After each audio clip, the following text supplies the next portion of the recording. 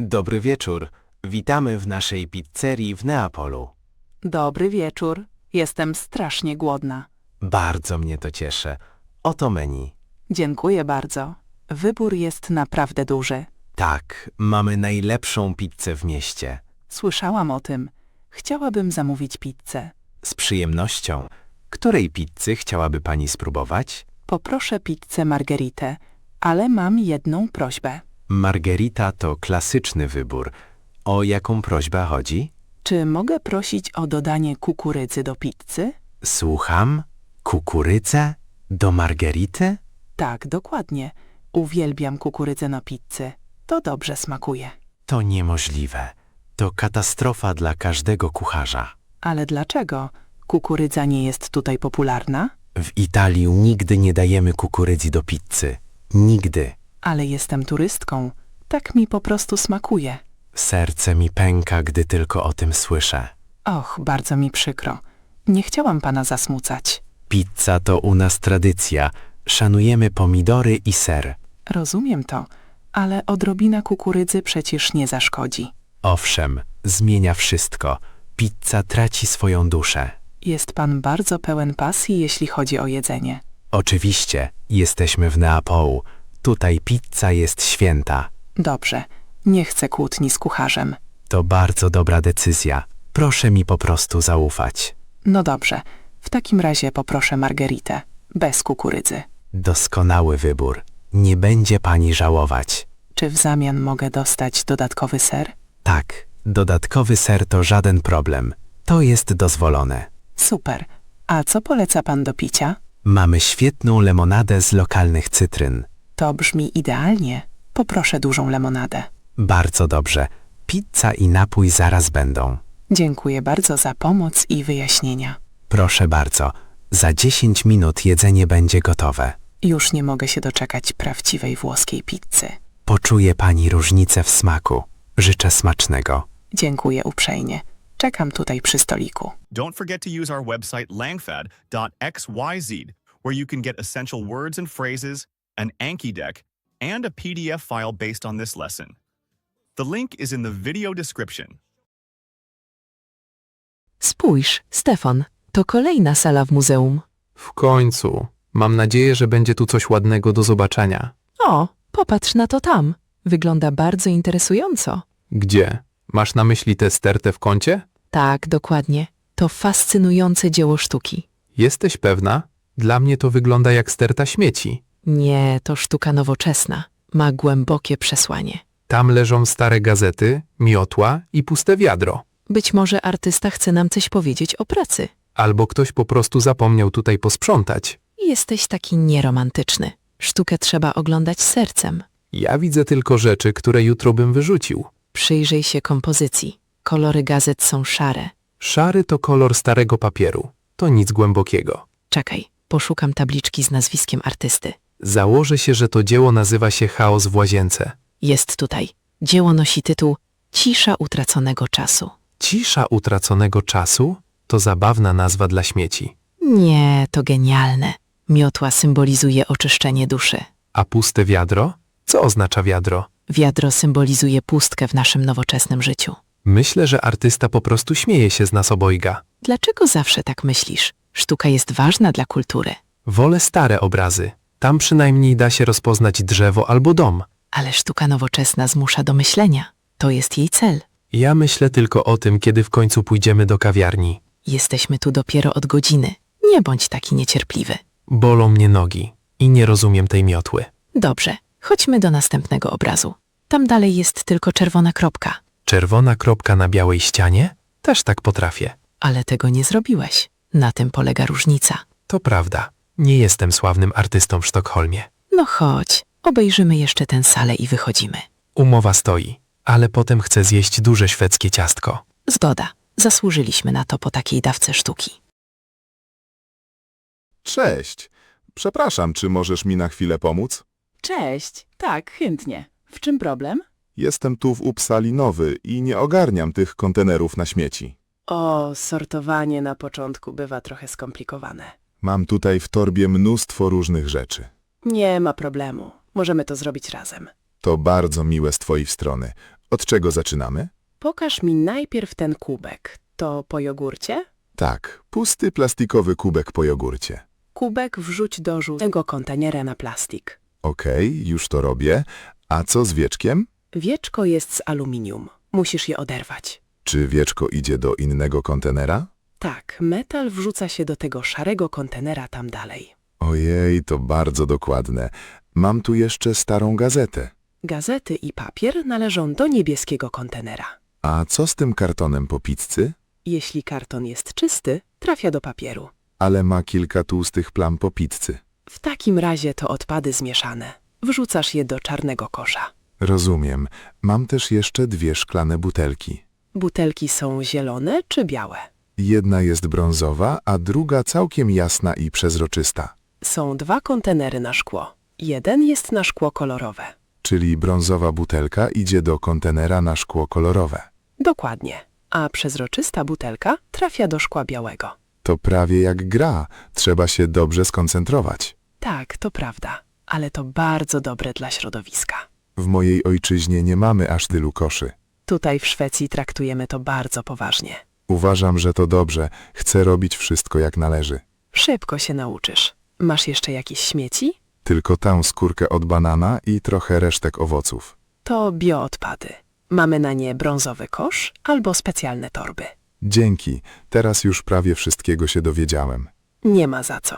Miło, że pytasz. Mój niemiecki nie jest jeszcze najlepszy, ale chętnie ćwiczę podczas rozmowy. Twój niemiecki jest super. Możemy się tu częściej spotykać. Byłoby świetnie. Wkrótce będę ekspertem od sortowania. Na pewno. Miłego dnia w Uppsali. Nawzajem. Do zobaczenia następnym razem przy śmietnikach. Spójrz, Markus, ten mostek jest idealny do zdjęcia.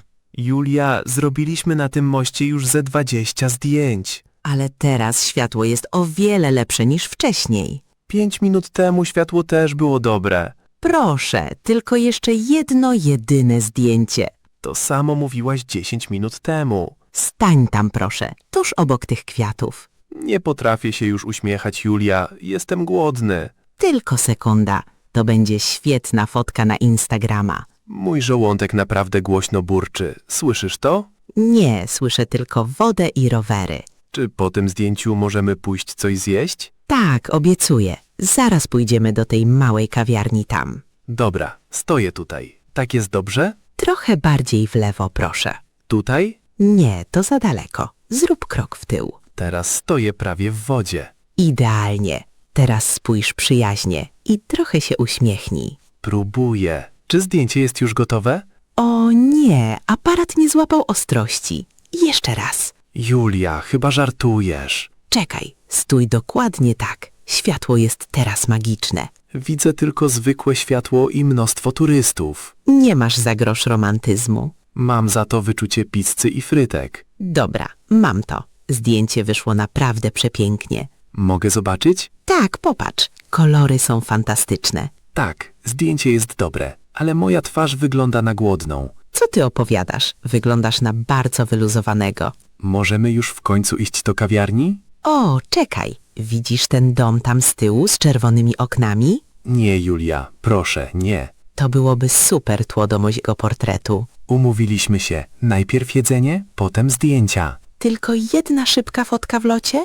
Nie, nie ruszę się ani o metr bez kanapki. No dobra, wygrałeś. Gdzie jest najbliższa restauracja? Tuż za rogiem. Już czuję jej zapach. Okej, chodźmy, ale po jedzeniu nagramy jeszcze wideo. Zobaczymy, Julia, zobaczymy. Amsterdam jest po prostu zbyt piękny, żeby nie robić zdjęć. Masz rację, ale jedzenie też jest ważne. No już, głód sprawia, że jesteś niecierpliwy. Jestem człowiekiem, a nie aparatem fotograficznym. I tak cię kocham. Dzięki za cierpliwość. Nie ma za co, ale teraz idźmy szybciej.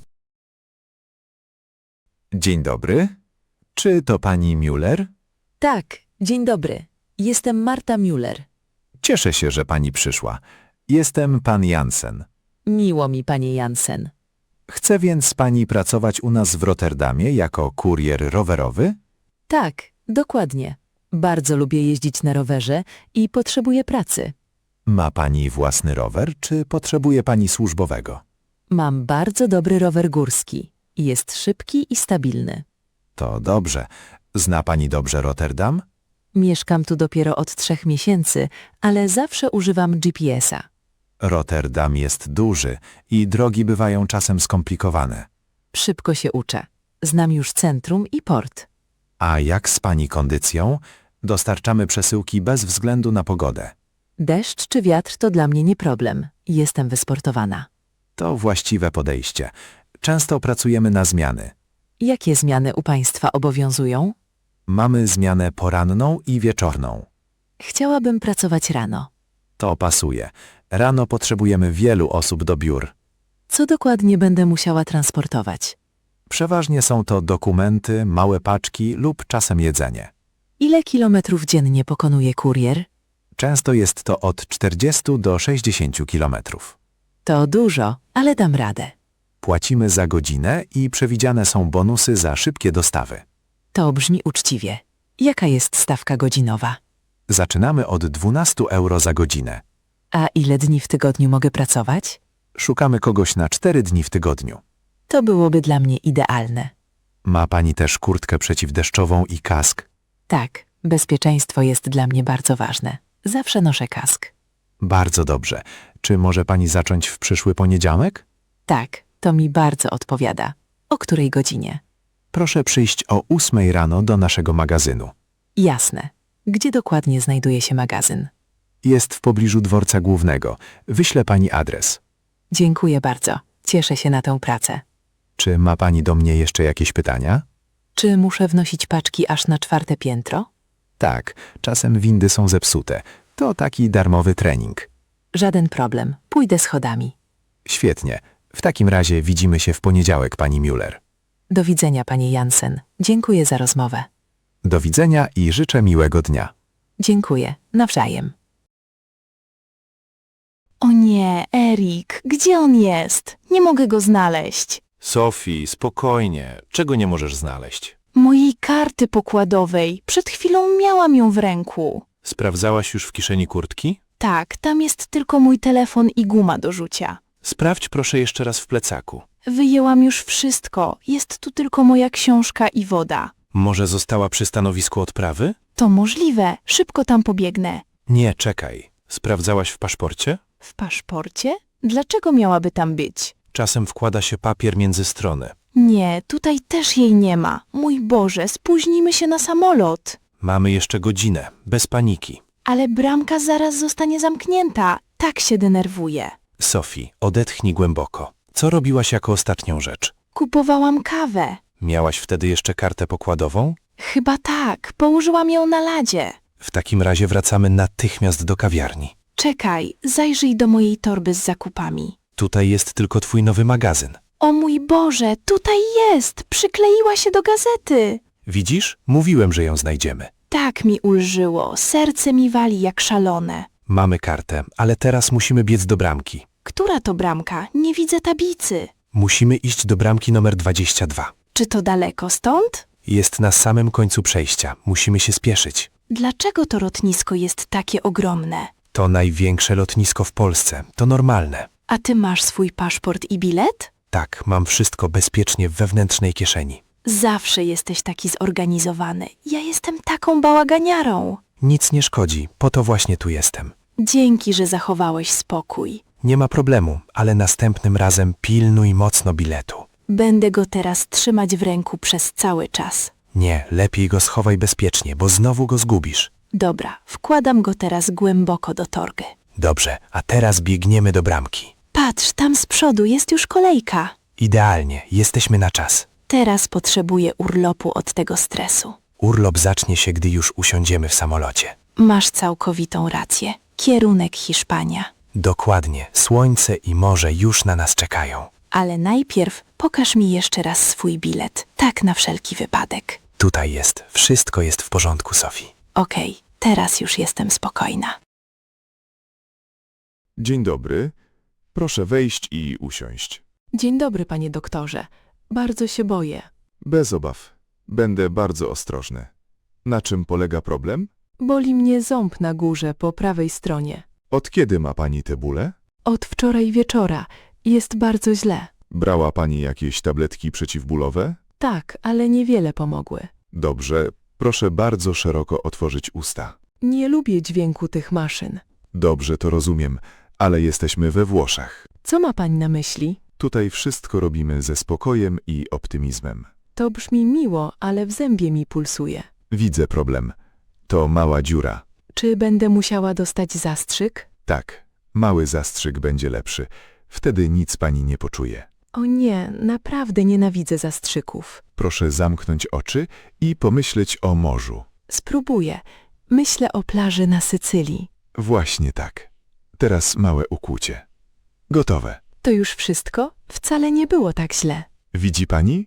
Teraz poczekamy chwilę, aż wszystko zdrętwieje. Jak długo potrwa całe leczenie? Tylko około 20 minut. Szybko skończymy. Czy potem będę mogła normalnie jeść i pić? Musi pani odczekać 2 godziny. Nawet kawy? Uwielbiam włoską kawę. Nie, dzisiaj lepiej unikać gorącej kawy. Szkoda, ale zdrowie jest ważniejsze. Słusznie. Czy bolą panią jeszcze jakieś inne miejsca? Nie, tylko to jedno. Dobrze. Zabieramy się do pracy. Teraz jestem o wiele bardziej odprężona niż na początku. Bardzo miło mi to słyszeć. Jest pan bardzo sympatycznym dentystą. Dziękuję bardzo. Proszę oddychać spokojnie przez nos. Jasne, jestem gotowa na plombowanie. Idealnie. Zrobimy to teraz bardzo porządnie. Dziękuję za cierpliwość do mnie. To moja praca. Zaraz znów będzie pani mieć piękny uśmiech. Mam taką nadzieję. Cześć. Przepraszam, czy to miejsce przy oknie jest wolne? Tak, oczywiście. Proszę siadać. Wielkie dzięki. Kawiarnia jest dzisiaj bardzo zatłoczona. Tak, to normalne o tej porze. Jest czas na fika. Fika? Co dokładnie oznacza to słowo? To szwedzka tradycja. Przerwa na kawę ze znajomymi. Ach, tak, czyli pije się po prostu kawę? Nie, zazwyczaj je się do tego też coś słodkiego. Właśnie zobaczyłem ceny w menu. I co? Co pan o nich sądzi? Kawa jest tutaj bardzo droga. Prawie 6 euro. Witamy w Sztokholmie. Życie tutaj sporo kosztuje. To fakt, ale atmosfera jest bardzo przytulna. To dla nas, Szwedów, ważne. Nazywamy to hygge. Myślałem, że hygge pochodzi z Danii. Tak, ale my w Szwecji też kochamy to uczucie. Co może mi pani polecić do jedzenia? Koniecznie proszę spróbować bułeczki cynamonowej. Są fantastyczne. Dobrze. W takim razie wezmę kawę i bułeczkę cynamonową. Dobry wybór. Nie będzie pan żałować. Mieszka pani w tym mieście od dawna? Tak, tutaj się urodziłam i wychowałam. Miasto jest naprawdę przepiękne, z tą całą wodą dookoła. Cieszę się. A skąd pan pochodzi? Pochodzę z Niemiec i jestem tutaj na urlopie. Jak podoba się panu pogoda w tej chwili? Jest trochę wietrznie, ale świeci słońce.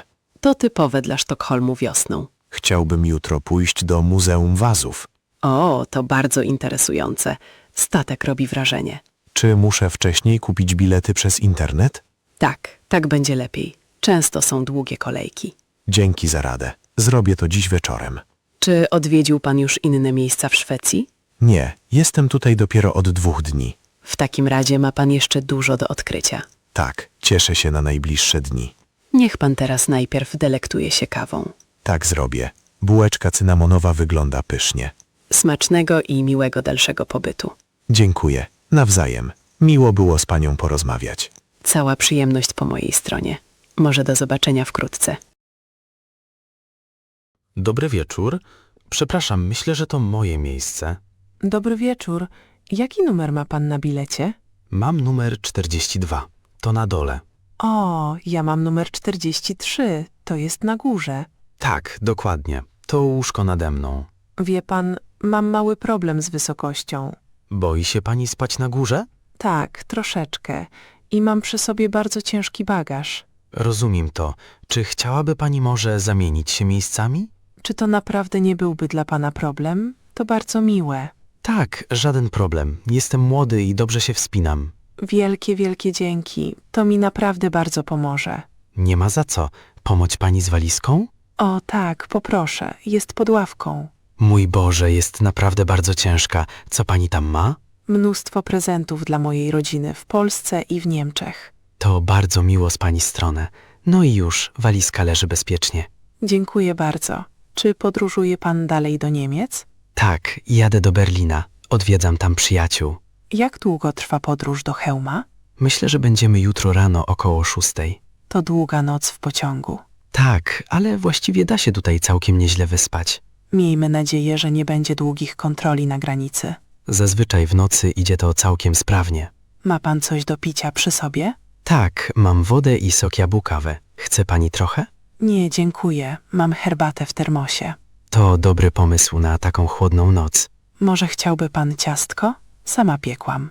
Bardzo chętnie, dziękuję. Smakują naprawdę wybornie. Dziękuję. Mój sekret to dużo masła i cynamonu. Myślę, że spróbuję teraz trochę poczytać. Ja też postaram się zaraz zasnąć. Czy mam zgasić światło w przedziale? Tak, to byłoby bardzo dobrze. Jestem dość zmęczona. Jasna sprawa. Życzę pani spokojnej podróży. Dziękuję. Panu również. Dobranoc. Dobranoc. Widzimy się jutro rano przy wysiadaniu. Tak, do jutra. Proszę się dobrze wyspać na górnym miejscu. Dzięki, na pewno, bez obaw. Dzień dobry. Czy mają Państwo jeszcze wolny stolik dla jednej osoby? Dzień dobry. Tak, zapraszam tędy. W tym kącie jest spokojnie. Dziękuję bardzo. Menu wygląda bardzo interesująco. Czy chciałby pan już zamówić coś do picia? Tak, poproszę wodę mineralną niegazowaną. Już podaję. Ma pan już jakiś pomysł na danie główne? Jestem dzisiaj potwornie głodny. Co jest Państwa specjalnością? Słynemy z naszego ukraińskiego barszczu. To brzmi idealnie. W takim razie biorę go na pewno. Czy życzy pan sobie barszcz z mięsem, czy wegetariański? Z mięsem poproszę. Tak, tradycyjnie. Bardzo dobry wybór. Gotujemy go według starej receptury. Słyszałem, że często je się go z kwaśnią śmietaną. Tak, dokładnie. My mówimy na to szmand. Czy podać go do barszczu? Tak, poproszę konkretną porcję. Uwielbiam śmietanę. Nie ma problemu. Serwujemy do niego również świeże pampuszki. Co to dokładnie są pampuszki? Nie znam tego słowa. To małe, miękkie bułeczki z dużą ilością czosnku i oliwy. O, to brzmi wspaniale. Proszę mi przynieść jedną porcję. Chętnie, ale uwaga, czosnek jest bardzo intensywny. To mi nie przeszkadza. Podróżuję dzisiaj sam. Dobrze, w takim razie przyniosę panu ekstra dużą porcję. Wielkie dzięki. Jak długo będę musiał mniej więcej czekać? Zupa jest już gotowa. Potrwa to tylko 5 minut. To świetnie. Jestem naprawdę głodny po mojej wędrówce. Był pan dzisiaj wędrować w Karpatach? Tak, tamtejsza natura jest po prostu nieprawdopodobnie piękna. Bardzo mnie to cieszy. Oto pana woda. Dziękuję. Restauracja jest bardzo ładnie urządzona. Dziękujemy.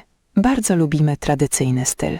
Wszystko wydaje się tutaj bardzo autentyczne i przytulne. Oto pana barszcz i ciepłe bułeczki.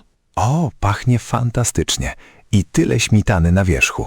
Życzę smacznego. Czy potrzebuje pan czegoś jeszcze? Nie, dziękuję. To wygląda na idealny posiłek. Gdyby miał pan jeszcze jakieś życzenie, proszę mnie po prostu zawołać. Tak zrobię. Dziękuję bardzo za miłą obsługę. Cała przyjemność po mojej stronie. Smacznego. Dzięki. Zabieram się natychmiast do jedzenia. Proszę miło spędzać czas w Iwano-Frankiwsku. Na pewno. Jedzenie to najlepsza część dnia. Zawsze bardzo miło nam to słyszeć w kuchni. Dzień dobry. Dzień dobry. W czym mogę pomóc? Poproszę 2 bilety wstępu do zoo. Oczywiście. To będzie 40 euro. O, mam jeszcze pytanie. Tak, słucham. Jesteśmy studentami z Ukrainy. To świetnie. Czy mają Państwo przy sobie legitymacje studenckie? Tak, naturalnie. Tutaj jest moja legitymacja, a tutaj legitymacja mojej dziewczyny. Chwileczkę, zaraz sprawdzę. Czy przysługuje nam jakaś zniżka? Tak, mamy promocję dla studentów z Ukrainy. To bardzo miło. Ile w takim razie kosztują bilety? Bilety kosztują wtedy tylko 10 euro od osoby. Czyli razem 20 euro? Dokładnie tak. To specjalna cena na ten miesiąc. Bardzo nas to cieszy. Dziękujemy za pomoc. Nie ma za co. Czy chcieliby Państwo również plan zoo? Tak, poproszę. Czy ten plan jest bezpłatny? Tak, plan jest darmowy dla wszystkich odwiedzających. Gdzie zaczyna się trasa zwiedzania? Proszę iść prosto, zaraz za kasami. Dziękuję. Czy dzisiaj odbywa się karmienie zwierząt? Tak, o 11:00 karmimy lwy morskie. To brzmi ciekawie. Która jest teraz godzina? Jest teraz za 15:11. Zostało nam więc jeszcze 15 minut. Tak, spokojnie Państwo zdążą. Gdzie dokładnie znajdują się lwy morskie? Proszę spojrzeć na plan. Są przy punkcie numer 5. Widzę, to niedaleko stąd. Nie, to tylko 2 minuty pieszo. Idealnie. Czy możemy tutaj zapłacić kartą? Tak, akceptujemy wszystkie karty.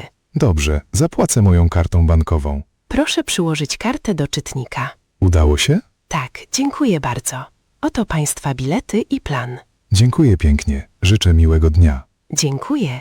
Również życzę udanej zabawy w amsterdamskim zoo. Bardzo cieszymy się na te zwierzęta. Proszę odwiedzić też nasze akwarium, jest przepiękne. Czy akwarium jest wliczone w cenę? Tak, z tymi biletami mogą Państwo zobaczyć wszystko. To świetnie. Do widzenia. Do widzenia i życzę miłego pobytu. Na pewno jeszcze tu wrócimy. Miło nam to słyszeć. Cześć. Cześć. Don't forget to use our website langfad.xyz, where you can get essential words and phrases, an Anki deck, and a PDF file based on this lesson. The link is in the video description. Przepraszam, czy możesz mi na chwilę pomóc? Tak, oczywiście. O co chodzi? Szukam mapy zoo, ale nigdzie nie mogę jej znaleźć. Mam mapę tutaj, w telefonie. To super. Czy możesz sprawdzić, gdzie teraz jesteśmy? Jesteśmy tutaj, przy wejściu obok tej dużej fontanny. Ach, widzę. Musimy dotrzeć do pand. Pandy to moje ulubione zwierzęta. Moje też. Są takie słodkie i zabawne. Czekaj chwilę, pandy są po drugiej stronie parku. O nie, czy to bardzo daleko? W sumie nie jest źle. Musimy iść około 10 minut.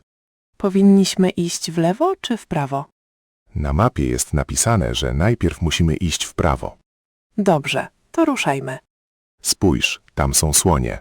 Ale one są wielkie. Chcemy się na chwilę zatrzymać? Nie, przecież chcieliśmy najpierw iść do pand. Masz rację. Słonie zobaczymy później. Teraz musimy skręcić tutaj w lewo. Jesteś pewien? Tam jest znak prowadzący do ptaków. Czekaj, obrócę mapę. Może się zgubiliśmy. Nie, spójrz tam dalej. Co widzisz? Tam jest wielka tablica z narysowaną pandą. Dzięki Bogu. Jesteśmy już prawie na miejscu. Zoo w Rzymie jest naprawdę ogromne. Tak, jestem już trochę zmęczona tym chodzeniem. Zaraz będziemy mogli usiąść na ławce. Dobry pomysł. Popatrzymy, jak pandy jedzą. Myślę, że one przez cały dzień jedzą tylko bambus. To jest dopiero relaksujące życie. Patrz, tam z przodu jest wybieg. Ale nie widzę żadnej pandy. Gdzie one są? Może śpią w środku w budynku. Szkoda by było. Koniecznie chcę je zobaczyć. O, spójrz tam wysoko na drzewo. Rzeczywiście, na gałęzi leży mała panda. Wygląda jak wielka pluszowa zabawka. Porusza się bardzo powoli.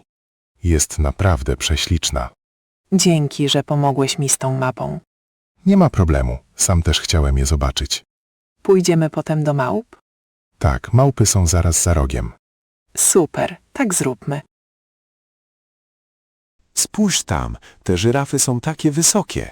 Wow, masz rację. Są naprawdę gigantyczne. Myślę, że to największe zwierzęta tutaj. Tak, są znacznie wyższe niż te zebry obok. Popatrz tylko na ich szyje, są nieprawdopodobnie długie. Ile żyraf tam naliczysz? Widzę 1, 2, 3, a tam z tyłu jest jeszcze jedna mała. Ojej, ta mała żyrafa jest taka urocza. Ma bardzo ładne, ciemne łaty na futrze. Wzór u każdej żyrafy wygląda inaczej. Tak, to jak odcisk palca u nas, ludzi. Patrz, ta duża żyrafa je liście z drzewa. Wcale nie musi się wysilać, żeby do nich sięgnąć. Jej język też jest bardzo długi i ciemny. Czytałem, że żyrafy śpią bardzo krótko. Naprawdę? Ile właściwie śpią w ciągu dnia? Czasami tylko 30 minut albo godzinę. To strasznie mało. Ja potrzebuję 8 godzin snu. Ja też, ale one muszą być zawsze czujne. Dlaczego muszą tak uważać? Przez lwy, które żyją na wolności. Tutaj w zoo w Wiedniu są jednak bezpieczne. Tak, tutaj nie muszą się niczego bać. Żyrafy wyglądają na bardzo łagodne. Uważasz, że są ładniejsze od tygrysów? Tak, wolę żyrafy. Są takie spokojne. Tygrysy też są super, ale często sprawiają groźne wrażenie. Chciałbyś zrobić zdjęcie tym żyrafom? Tak, czy możesz mnie sfotografować? Jasne. Stań przed ogrodzeniem. Czy żyrafa też jest w kadrze? Tak, patrzy prosto w obiektyw. To będzie idealne zdjęcie do mojego albumu. Będziemy mogli je później pokazać mojej rodzinie. Dobry pomysł. Idziemy dalej? Dokąd chciałbyś teraz pójść? Chciałbym bardzo zobaczyć pingwiny, Pingwiny są na drugim końcu zoo. czyli znowu czeka nas sporo chodzenia. To nic nie szkodzi. Powietrze tutaj w parku jest bardzo świeże. To prawda, czuć się tu jak w małym lesie w środku miasta. Chodźmy szybko, zanim zacznie padać. Tak, niebo powoli robi się ciemne. To lepiej trochę przyspieszmy. Okej, podbiegnę kawałek przodem. Czekaj na mnie, nie biegnij tak szybko. Przepraszam, po prostu nie mogę się doczekać tych pingwinów. Spójrz tam, w wodzie. Co dokładnie masz na myśli? Leży tam bardzo duży krokodyl. O tak, teraz też go widzę. Ale powiedz, czy on w ogóle się rusza? Nie, leży zupełnie nieruchomo. Może on wcale nie jest prawdziwy? Myślisz, że to jakaś plastikowa figura? To całkiem możliwe. Jest nienaturalnie spokojny. Ale jego skóra wygląda na bardzo prawdziwą. Ma ciemnozielony i szary kolor. Przyjrzyj się jego oczom. Oczy są zamknięte. Może ten krokodyl po prostu śpi. Ma też lekko otwartą paszczę. Krokodyle często tak robią, kiedy jest gorąco. Dlaczego to robią? W ten sposób chłodzą swoje ciało. Nie wiedziałem o tym. Widziałam to kiedyś w jakimś filmie. Mimo wszystko jestem sceptyczny.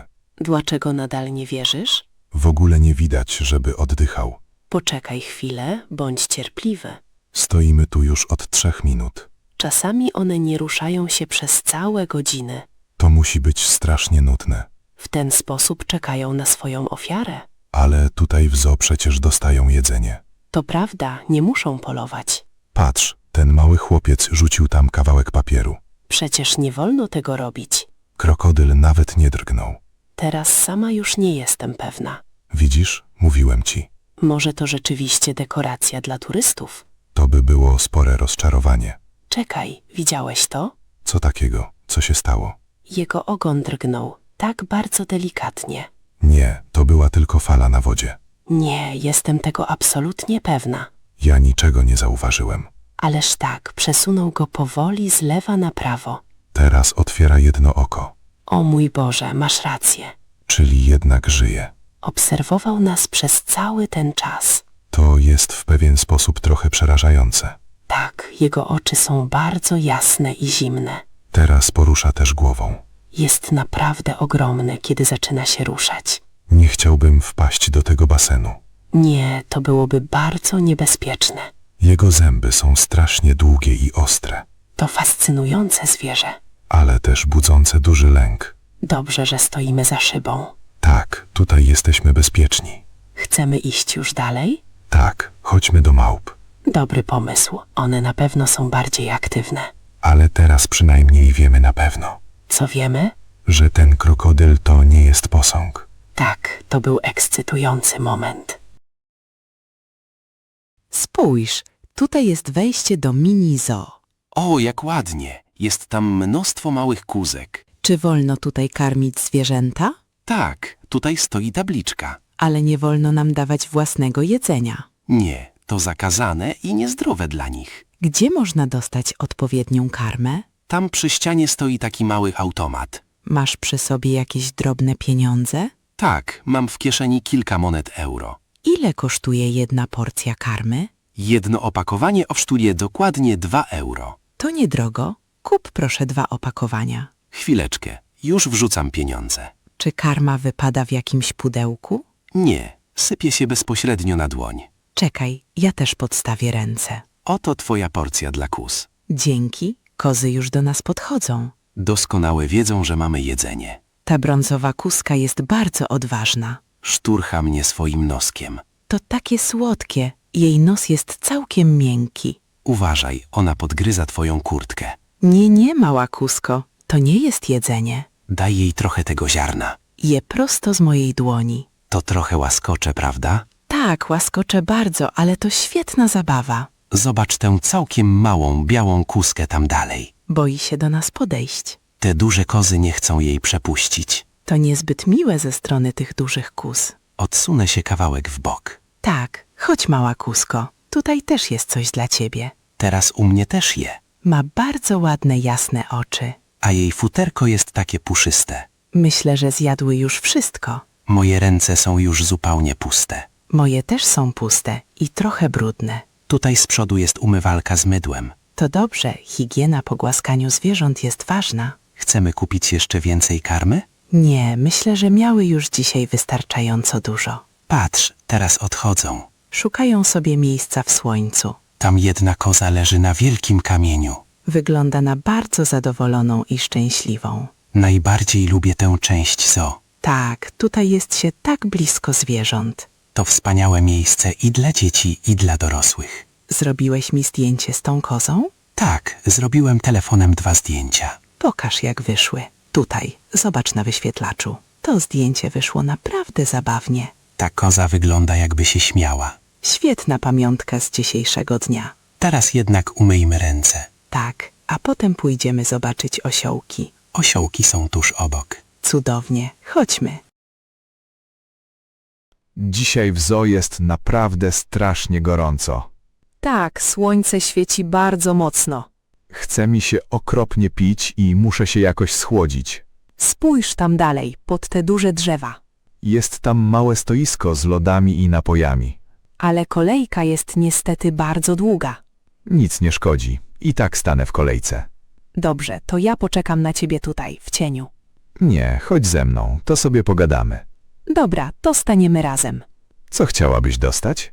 Chciałabym dużego loda w waflu. Jakie smaki wybierasz? Wezmę 1 gałkę truskawkową i 1 waniliową. Tylko 2 gałki? To mało. Może wezmę do tego jeszcze gałkę czekoladową. To brzmi jak dobre połączenie. A ty co bierzesz dla siebie? Ja wolę loda na patyku. Którego lubisz najbardziej? Lubię tego cytrynowego w polewie czekoladowej. To bardzo orzeźwiające przy takim upale. Chciałabyś też coś zimnego do picia? Tak, mała butelka wody niegazowanej byłaby dobra. Ja wezmę zimną kolę z dużą ilością lodu. Ta kolejka porusza się dzisiaj wyjątkowo wolno. Tak, sprzedawca jest sam na stoisku. Musi mieć mnóstwo pracy przy takiej pogodzie. Teraz zostały przed nami już tylko 3 osoby. Widzisz już ceny na tablicy? Tak, gałka lodów kosztuje 1,5 euro. To uczciwa cena jak na zoo. Woda kosztuje 2,50 euro. Masz dość gotówki, czy płacisz kartą? Wolę zapłacić moją kartą płatniczą. Miejmy nadzieję, że terminał dzisiaj działa. Zazwyczaj w tym zoo nie ma z tym problemu. W końcu nasza kolej. Dzień dobry, poprosimy lody. Dla mnie truskawka, wanilia i czekolada w waflu. A dla mnie poproszę loda cytrynowego na patyku. Proszę, nie zapomnij o wodzie i coli. Oczywiście, jeszcze butelkę wody i kolę poproszę. To będzie razem 11,80 euro. Przykładam teraz kartę do czytnika. Zadziałało? Nie słyszę żadnego dźwięku. Tak, teraz zapikało. Płatność zakończona. Oto twój lód i twoja kola. Dzięki. Weź proszę swój rożek i wodę. Ojej, te lody topnieją błyskawicznie na słońcu. Musimy się streszczać z jedzeniem. Poszukajmy jakiejś ławki w cieniu. Tam z tyłu, przy wybiegu dla słoni, jest wolna ławka. Idealnie. Będziemy mogli stamtąd obserwować słonie. Ten lód smakuje naprawdę wyśmienicie. Moje truskawkowe lody też są bardzo owocowe. Od razu czuję się znacznie lepiej. Przerwa w cieniu to było dokładnie to, czego nam brakowało. Tak, ten upał był przez moment naprawdę męczący. Po tych lodach będziemy znów gotowi na tygrysy. Dokładnie. Tygrysy są na samym końcu parku. W takim razie powoli się tam przespacerujemy. Umowa stoi. Najpierw nacieszmy się lodami. Spójrz tam, Eleno. Wilki są dzisiaj bardzo aktywne. O tak, biegają w kółko. To wygląda niesamowite. Są takie wielkie i silne. Fascynują mnie. Mnie też, ale trochę mnie też przerażają. Nie martw się. Ogrodzenie jest bardzo solidne i wysokie. To prawda. A tak właściwie, to gdzie jest twój czarny plecak? Mój plecak? Mam go na plecach. Nie, Markus, na plecach nie masz nic. Co? To niemożliwe. Przecież musi tam być. Sam zobacz. Nie masz go przy sobie. O nie, masz rację. Nie ma go. Gdzie widziałeś go po raz ostatni? Zastanów się przez chwilę. Myślę, że wcześniej byliśmy przy słoniach. Tak, tam robiliśmy sobie przerwę. Usiadłem wtedy na tej drewnianej ławcie. Czy położyłeś wtedy plecak na ławce obok siebie? Tak, chyba tak. Chciałem zrobić zdjęcie. W takim razie na pewno wciąż leży tam, na tej ławce. To katastrofa. Mam w nim portfel. I klucze do domu też są w plecaku, prawda? Tak, wszystko jest w tym plecaku, ale jestem głupi. Nie bądź dla siebie taki surowy. Znajdziemy go. Musimy natychmiast biec z powrotem do pawilonu słoni. Czekaj, może ktoś oddał go do biura rzeczy znalezionych? Nie, chcę najpierw sprawdzić przy tamtej ławce. Dobrze, to wracajmy szybko tą samą drogą. Od wilków trzeba było iść w lewo czy w prawo? Musimy skręcić tutaj w prawo, a potem iść prosto. Mam nadzieję, że nikt go nie ukradł. Ludzie w zoo są zazwyczaj bardzo uczciwi. Naprawdę się denerwuję. Moja komórka też tam jest. Bez paniki. Będziemy tam za 2 minuty. Widzisz już tę ławkę stąd? Nie, po drodze jest zbyt wielu ludzi. Tam jest ławka. Widzisz coś czarnego? Tak, coś leży na ziemi obok ławki. To on, to mój plecak. Dzięki Bogu, po prostu tam leży. Ale mi ulżyło. Serce mi strasznie wali. Sprawdź proszę od razu, czy wszystko jest w środku. Portfel jest, telefon też. A twoje klucze też tam są? Tak, wszystko jest. Nic nie zginęło. Miałeś naprawdę mnóstwo szczęścia, Markus. Następnym razem będę go mocno trzymał w ręku. Albo po prostu zostawiaj go zawsze na plecach. Tak, to zdecydowanie lepszy pomysł. Teraz możemy już spokojnie kontynuować zwiedzanie. Chcesz teraz pójść do tygrysów? Bardzo chętnie, ale weź swój plecak. Obiecuję, nigdy więcej nie zostawię go samego. Dobrze, to chodźmy. Dzień jeszcze się nie skończył. Przepraszam pana, czy mogę na chwilę przeszkodzić? O, dzień dobry. Tak, oczywiście. Czy jest jakiś problem? Pracuję tutaj w zoo. Fotografuje pan właśnie sowy. Tak, zgadza się. Te zwierzęta są naprawdę przepiękne. To prawda, ale używa pan niestety lampy błyskowej. Czy to jakiś kłopot? Tutaj w środku jest bardzo ciemno. Tak, dla zwierząt to ogromny problem. Nie wiedziałem o tym. Dlaczego lampa jest szkodliwa? Te zwierzęta są aktywne nocą. Ich oczy są niezwykle wrażliwe. Ojej, bardzo mi przykro. Nie chciałem zrobić nic złego. Przy drzwiach wisi tabliczka z informacjami na ten temat. Niestety przeoczyłem tę tabliczkę w tych ciemnościach. Proszę teraz wyłączyć lampę błyskową w pana aparacie. Moment, muszę to znaleźć gdzieś w ustawieniach. Czy mogę panu w tym jakoś pomóc? Nie, dziękuję. Już znalazłem. Lampa wyłączona. Bardzo dziękuję za zrozumienie. To niezwykle ważne. Czy mimo to mogę nadal robić zdjęcia bez lampy? Tak, to nie stanowi żadnego problemu. To jest dozwolone. Ale zdjęcia pewnie wyjdą teraz trochę niewyraźne. Proszę spróbować trzymać aparat zupełnie nieruchomo. Mogę się tutaj oprzeć o tę barierkę. To świetny pomysł. Tak zdjęcie wyjdzie znacznie lepiej. Czy wszystkie ptaki tutaj są tak wrażliwe na światło? Tak, szczególnie te, które przebywają w tym ciemnym pawilonie. Czy w tej części zoo są również nietoperze? Tak, znajdują się w następnym pomieszczeniu po lewej stronie. Czy tam obowiązują te same zasady dla wszystkich zwiedzających? Jak najbardziej. Żadnych lamp i prosimy też nie mówić głośno. Będę się do tego stosował. Dziękuję za zwrócenie uwagi. Zależy nam na tym, żeby zwierzęta nie miały stresu. Całkowicie to rozumiem. Bardzo kocham zwierzęta. Bardzo miło mi to słyszeć. Czy ma pani dzisiaj jeszcze długo dyżur tutaj w pawilonie? Jestem tutaj dzisiaj do godziny 8 wieczorem. Czy nie jest trochę nudno tak siedzieć w ciemności? Nie, bardzo lubię obserwować te zwierzęta. To ciekawy zawód. Życzę powodzenia w dalszej pracy. Dziękuję bardzo. Życzę panu jeszcze miłego dnia. Dziękuję. Nawzajem. Idę teraz do nietoperze. Miłej zabawy i proszę pamiętać o lampie. Nie ma obaw. Zostanie wyłączona już na zawsze. Idealnie. Do widzenia panu. Do widzenia i dziękuję za pomoc. Przepraszam, czy to ty, Olena? Nie wierzę własnym oczom. Andrii, co ty robisz tutaj w Berlinie? Jestem na urlopie. Co za niesamowity zbieg okoliczności. To szaleństwo. Wieki się nie widzieliśmy. Tak, ostatni raz widzieliśmy się w Kijowie, 2 lata temu. Dokładnie tak, w tej kawiarni w centrum. Co u ciebie? U mnie wszystko dobrze. Mieszkam teraz w Polsce i odwiedzam znajomych. A co porabiasz dzisiaj w berlińskim zoo? Uwielbiam ogrody zoologiczne, a ten tutaj jest bardzo słynny. Tak, jest naprawdę świetne. Jestem tutaj z moją rodziną. Mieszkasz teraz na stałe tutaj, w Niemczech? Tak. Od roku mieszkam już tutaj w Berlinie. Podoba ci się tutaj?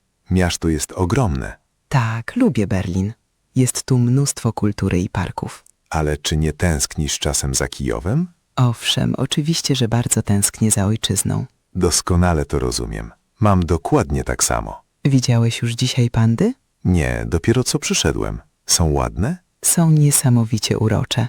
Musisz koniecznie tam pójść. Gdzie dokładnie znajduje się wybieg dla pand? To całkiem blisko wejścia, tuż przy moście. Dzięki za radę. A jak tam twój niemiecki? Uczę się każdego dnia. Czasami bywa trudny. Ale moim zdaniem mówisz już bardzo dobrze. Dzięki. Chodzę na kurs każdego ranka. To super. Języka trzeba używać w codziennym życiu. Tak, właśnie. Dlatego też tutaj dzisiaj jestem.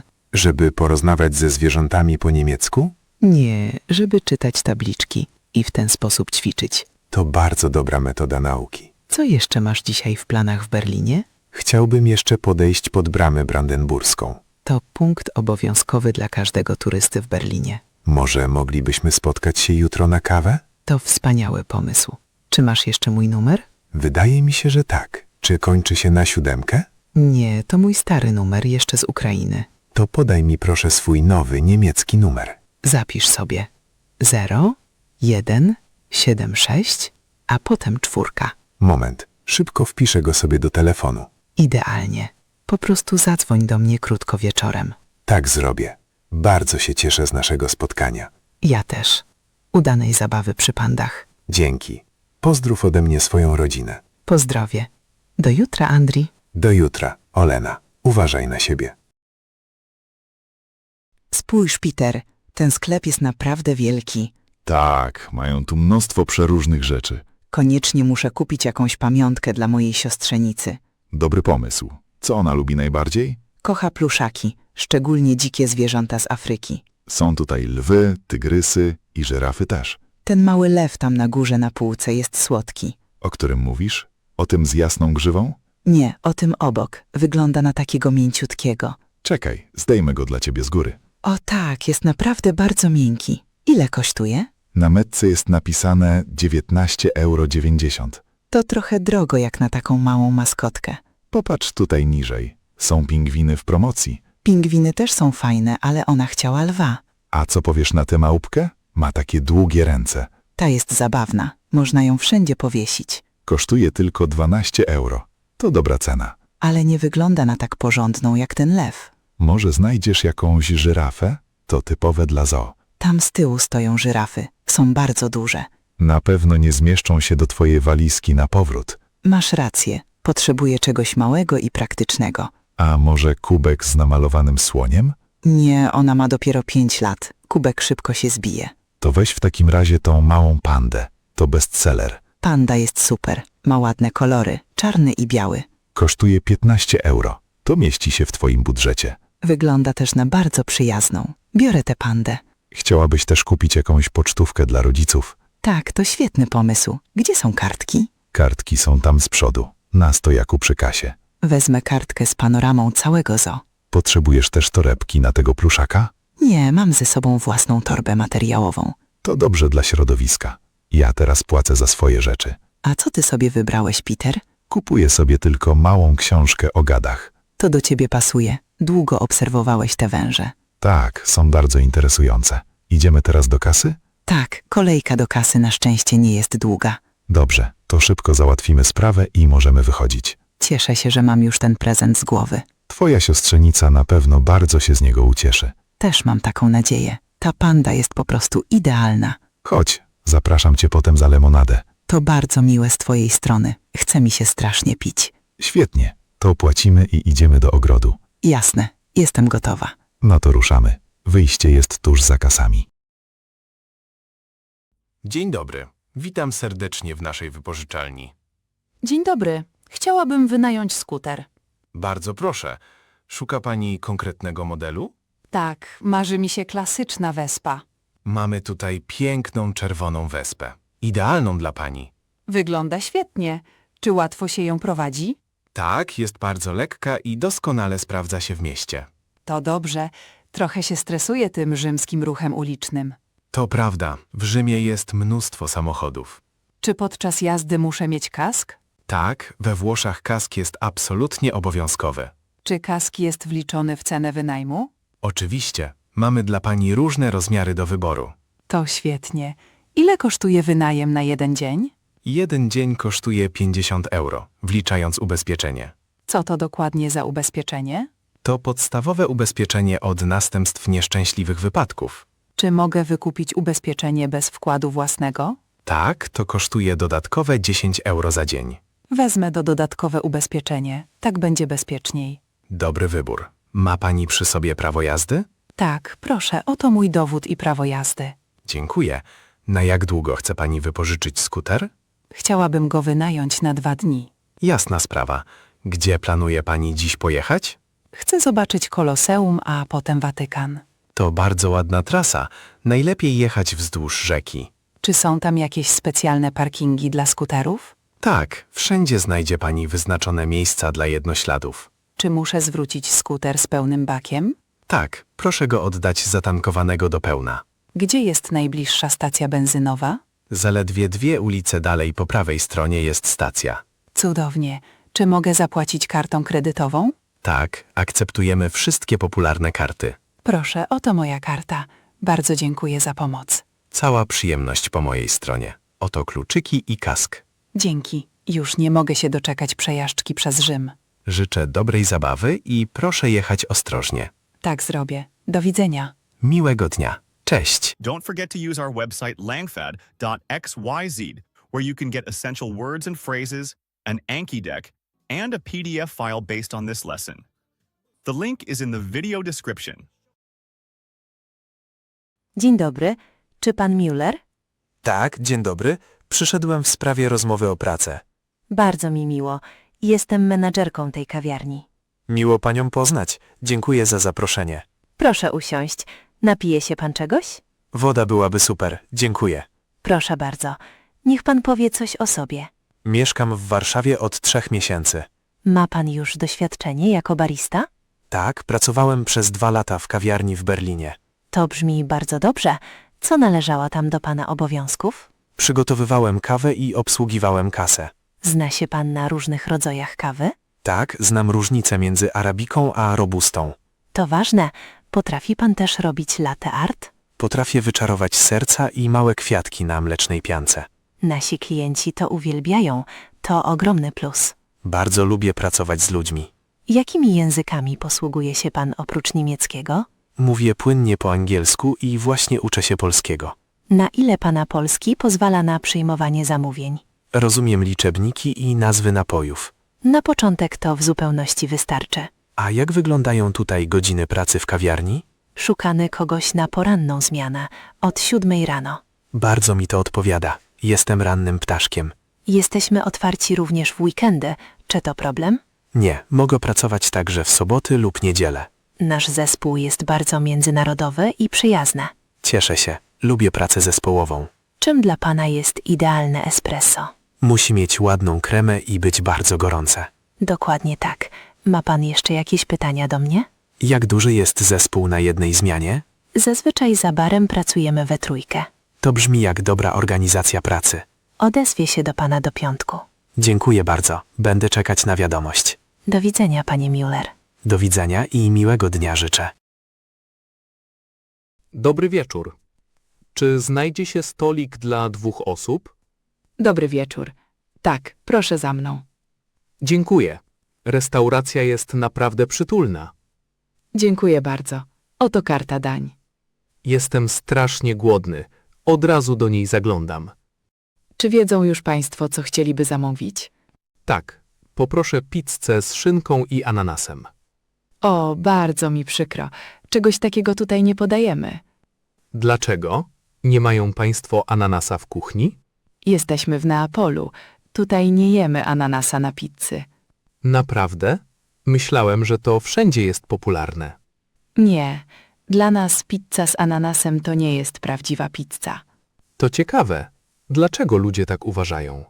Tradycyjna pizza składa się tylko z prostych i świeżych składników. Co w takim razie pani poleca zamiast tego? Proszę spróbować prawdziwej pizzy margherita. Tylko pomidory i ser? Czy to nie będzie trochę nudne? W żadnym wypadku. Nasza mozzarella pochodzi prosto z regionu. A pomidory też są lokalne? Tak, rosną tuż obok, w słońcu u stóp Wezuwiusza. Dobrze, przekonała mnie pani. Wezmę margeritę. To bardzo dobra decyzja. Nie będzie pan żałował. Mogę spytać, dlaczego pizza tutaj jest taka słynna? Sekretem jest ciasto i bardzo gorący piec opalany drewnem. Jak długo pizza musi siedzieć w takim piecu? Zazwyczaj tylko 90 sekund w bardzo wysokiej temperaturze.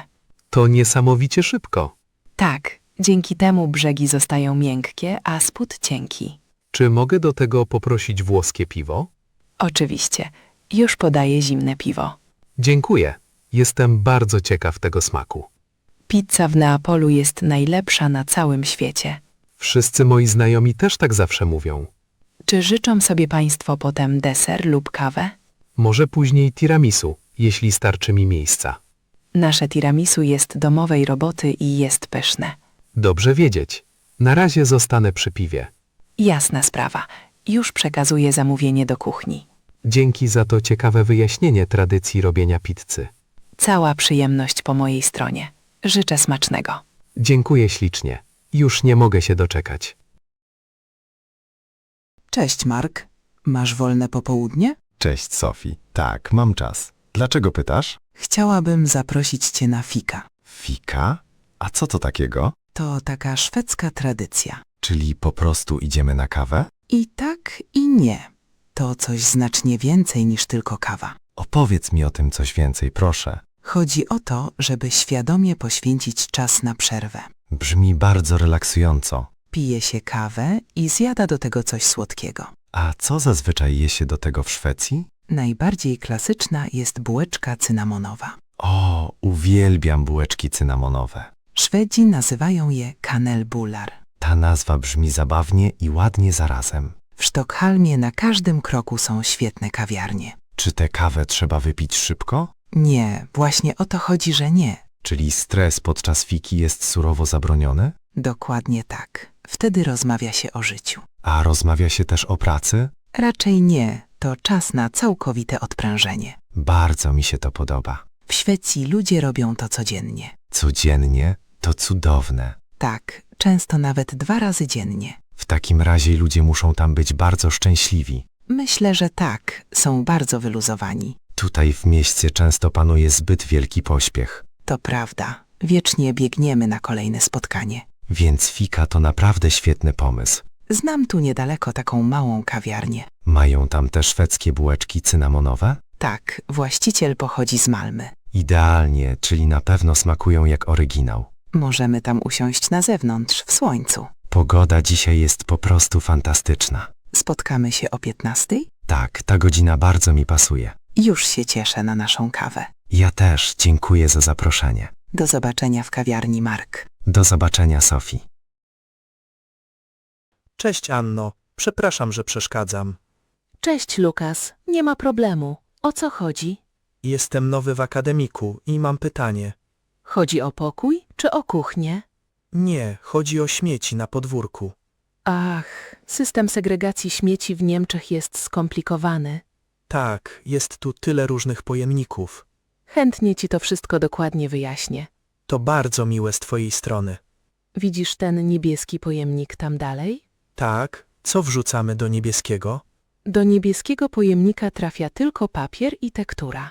Okej, czyli żadnych plastikowych torebek? Nie, pod żadnym pozorem nie wrzucaj tam plastiku. A co mam zrobić z plastikowymi butelkami? One idą do żółtego pojemnika albo do żółtego worka. Czy tam trafia wszystko, co jest z plastiku? Tak, również kubeczki po jogurtach i metalowe opakowania. Dobra, to już rozumiem. Potem mamy jeszcze brązowy pojemnik. To na odpady zmieszane? Nie, brązowy pojemnik jest na bioodpady. Czyli obierki, resztki warzyw i fusy z kawy? Dokładnie, wszystko co naturalnie się rozkłada. A co z tym czarnym pojemnikiem? To są odpady resztkowe, na całą resztę. Na przykład stare długopisy albo niedopałki? Tak, właśnie takie rzeczy. Gdzie właściwie mam wyrzucać szklane butelki? Do tego służą duże kontenery przy ulicy. Czy szkło też muszę segregować według kolorów? Tak, jest podział na szkło białe, brązowe i zielone. To naprawdę mnóstwo roboty. Można się jednak do tego bardzo szybko przyzwyczaić. Dlaczego w Niemczech to jest aż tak ważne? Chcemy odzyskiwać tyle surowców, ile tylko się da. To oczywiście dobre dla środowiska. Właśnie, w ten sposób oszczędzamy nasze zasoby. Nie chciałbym popełnić błędu. Nie martw się, na początku każdy jest trochę skołowany. Dzięki za twoją cierpliwość i pomoc. Jak nie będziesz pewny, to po prostu znowu mnie zapytaj. Na pewno tak zrobię. Fajnie, że teraz tu z nami mieszkasz.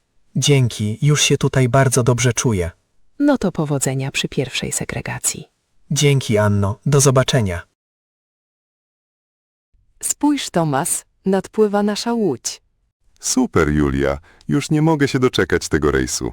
Zobaczyć Amsterdam z perspektywy wody to coś wspaniałego. Tutejsze kanały są naprawdę bardzo wąskie. Tak, a w całym mieście jest ponad 1000 mostów. To niewiarygodna liczba jak na jedno miasto. Widzisz te kamienice tam na brzegu? Tak, wyglądają na trochę krzywe.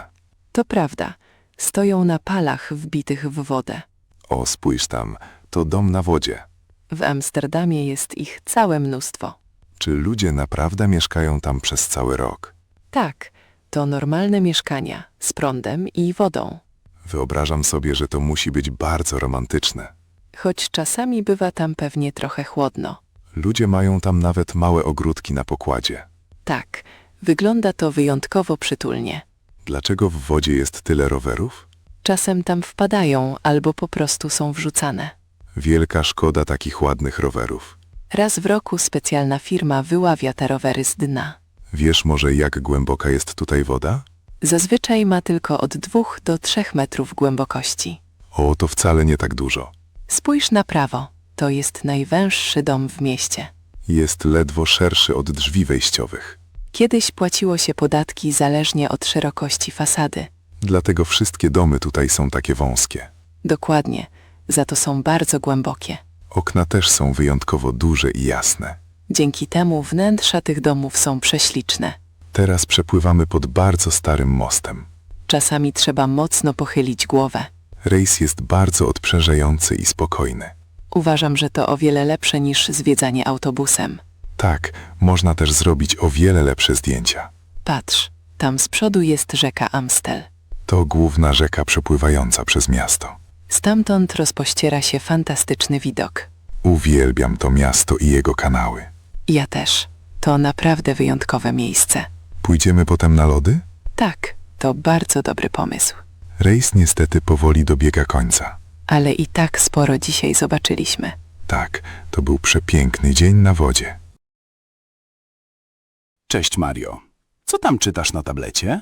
Cześć, Tomas. Czytam artykuł o sztucznej inteligencji. To ciekawy temat, nie uważasz? Tak, ale trochę mnie to też niepokoi. Dlaczego się martwisz? W artykule piszą, że AI niedługo zastąpi wszystkich tłumaczy. Naprawdę wierzysz, że to się wydarzy? Technologia z każdym dniem staje się lepsza i szybsza. To prawda, ale komputery nie mają uczuć. Czy do tłumaczenia naprawdę potrzeba uczuć? Tak, zwłaszcza w przypadku książek czy poezji. Ale do zwykłych dokumentów AI jest przecież idealna. Może do prostych tekstów, ale nie do oddania kultury. Ale AI potrafi już dzisiaj mówić w prawie każdym języku. Mówić tak, ale czy rozumie humor? To trafna uwaga. Poczucie humoru jest bardzo trudne. Człowiek wie, kiedy słowo jest zabawne, a kiedy smutne. Mimo to coraz więcej firm korzysta z programów komputerowych. Robią to tylko po to, żeby zaoszczędzić pieniądze. Ale jakość też jest przecież coraz lepsza. Myślę, że ludzie i AI muszą ze sobą współpracować. Co dokładnie masz na myśli? AI wykonuje czarną robotę, a człowiek wszystko kontroluje. To brzmi jak rozsądne rozwiązanie. Dzięki temu tłumacze nie stracą swojej pracy. Będą musieli jednak nauczyć się pracy z nową technologią. Dokładnie. Trzeba się cały czas dokształcać. Myślisz, że nauka języków będzie jeszcze ważna? Oczywiście. Przecież chcemy rozmawiać z ludźmi. Masz rację. Maszyna nigdy nie będzie prawdziwym przyjacielem. Na wakacjach nie chciałbym rozmawiać tylko z aplikacją. Ja też nie. To byłoby strasznie nudne. Czyli zawód tłumacza po prostu się zmieni, ale zostanie. To mnie trochę uspokoiło. Nie powinniśmy bać się przyszłości. Nie. Powinniśmy po prostu mądrze korzystać z nowej technologii. Chciałabyś w przyszłości pracować jako Tłumaczka? Tak, to moje marzenie. W takim razie ucz się pilnie dalej. Jesteś lepsza niż każde AI. Dzięki, Tomas. To bardzo miłe z twojej strony. W końcu jesteśmy w parku. Pogoda jest przepiękna. Tak, słońce świeci i nie jest zbyt gorąco. Przyniosłam wszystko na nasz piknik. Ja też mam ze sobą ser i chleb. A ja kupiłam butelkę wina. Super, wino idealnie pasuje do dzisiejszego dnia. Czekaj chwilę. Czegoś szukam w torbie. Szukasz kieliszków? Nie, szukam korkociągu. O nie, tylko nie mów, że go zapomnieliśmy. Nie mogę go znaleźć. Pewnie został w kuchni. To mamy problem. Jak teraz otworzymy tę butelkę? Może spróbujemy wepchnąć korek do środka? To niebezpieczne, butelka może pęknąć. Masz może przy sobie scyzorek? Nie, niestety, mam tylko klucze. Czy da się otworzyć butelkę kluczem? Wątpię, takie rzeczy udają się tylko w filmach. Spójrz, tam dalej siedzą jacyś ludzie. Może mają korkociąg i mogliby nam pomóc. Wstydzę się zapytać. To trochę głupia sytuacja. Co ty, to przecież normalna rzecz na pikniku. Czekaj, mam pomysł. Widziałam kiedyś taki filmik. Jaki to pomysł? Wkłada się butelkę do buta i uderza o drzewo. To brzmi kompletnie szalenie. To na pewno nie zadziała. Serio, pod wpływem ciśnienia korek powinien wyjść. A co jeśli wino wyleje się na twoją sukienkę? To wtedy będziemy mieć po prostu pecha. Lepiej jednak chodźmy zapytać tych ludzi obok. Dobra, masz rację. Tak będzie bezpieczniej. Podejdę do nich na chwilę i grzecznie zapytam. I co? Mają? Tak, mają nawet 2 i już się śmieją. O Boże, ale wstyd. Nie, są bardzo mili i zaraz do nas podejdą. No dobrze, to w końcu będziemy mogli zacząć nasz piknik. Następnym razem zapiszę korkociąg na samej górze listy. Tak, to bardzo dobry plan na przyszłość. Cześć Olena. Co tam dobrego pichcisz w kuchni? Cześć, Mark. Chcę dzisiaj usmażyć syrniki. O, to te pyszne twarogowe placuszki z Ukrainy, prawda? Dokładnie. Uwielbiam je jeść na śniadanie. Czy mogę ci jakoś w tym pomóc? Tak, możesz pomóc mi wymieszać masę. Chętnie. Masz już wszystkie potrzebne składniki? Byłam właśnie w supermarkecie tutaj w Amsterdamie. I co, udało ci się wszystko znaleźć? Kupiłam ten twaróg, ale wygląda jakoś dziwnie. Co masz na myśli mówiąc dziwnie? Jest o wiele za miękki, prawie jak jogurt. W Holandii twaróg jest często bardzo kremowy. To spory problem dla moich syrników. Dlaczego to taki problem? Masa będzie za rzadka i nie da się uformować placusków. Potrzebujesz do serników twardszego twarogu? Tak, musi być suchy i zwarty. Może spróbujemy odcisnąć go przez ścierkę? To świetny pomysł. Tak pozbędziemy się nadmiaru wody. Już szukam czystej ściereczki kuchennej. Dzięki. Musimy wycisnąć naprawdę dużo tej serwatki. Spójrz, teraz jest już znacznie gęstsze. Tak, teraz wygląda to o niebo lepiej. Powinniśmy teraz dodać więcej mąki? Tylko odrobinę, żeby nie smakowały samą mąką. Dodam jeszcze jajko i trochę cukru. Nie zapomnij o cukrze waniliowym. Będzie pięknie pachnieć. Dobra, masa jest już gotowa. Teraz możemy formować małe kółeczka i smażyć. Już rozgrzewam patelnię. Nie dawaj za dużo oleju, nie mogą być zbyt tłuste. Patrz, robią się powoli złocisto-brązowe. Pachną fantastycznie, dokładnie tak jak u mojej babci. Mimo że twaróg jest tu inny, to jednak się udało. Tak, trik ze ścierką okazał się idealny. Już nie mogę się doczekać, kiedy ich spróbuję. Możemy je z dżemem albo ze śmietaną. W Amsterdamie mają też bardzo dobry miód. To też będzie świetnie pasować.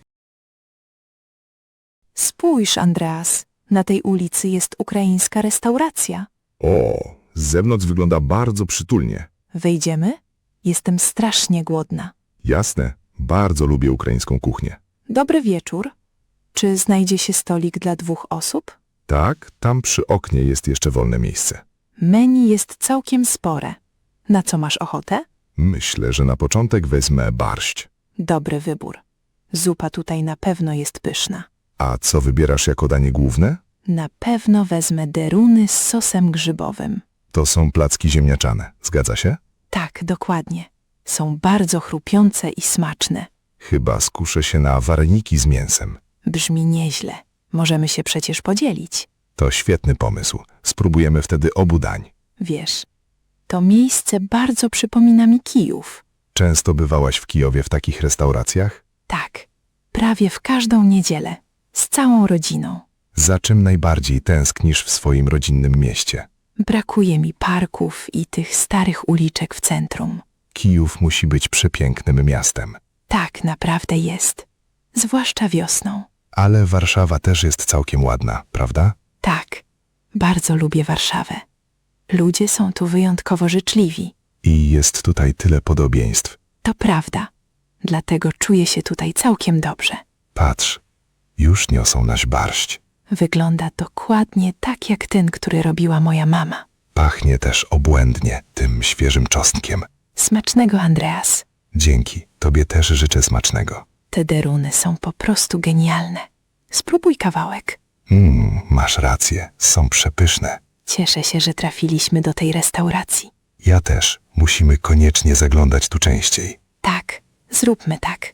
Następnym razem przyprowadzimy znajomych. To dobry plan. Wtedy będziemy mogli zamówić jeszcze więcej.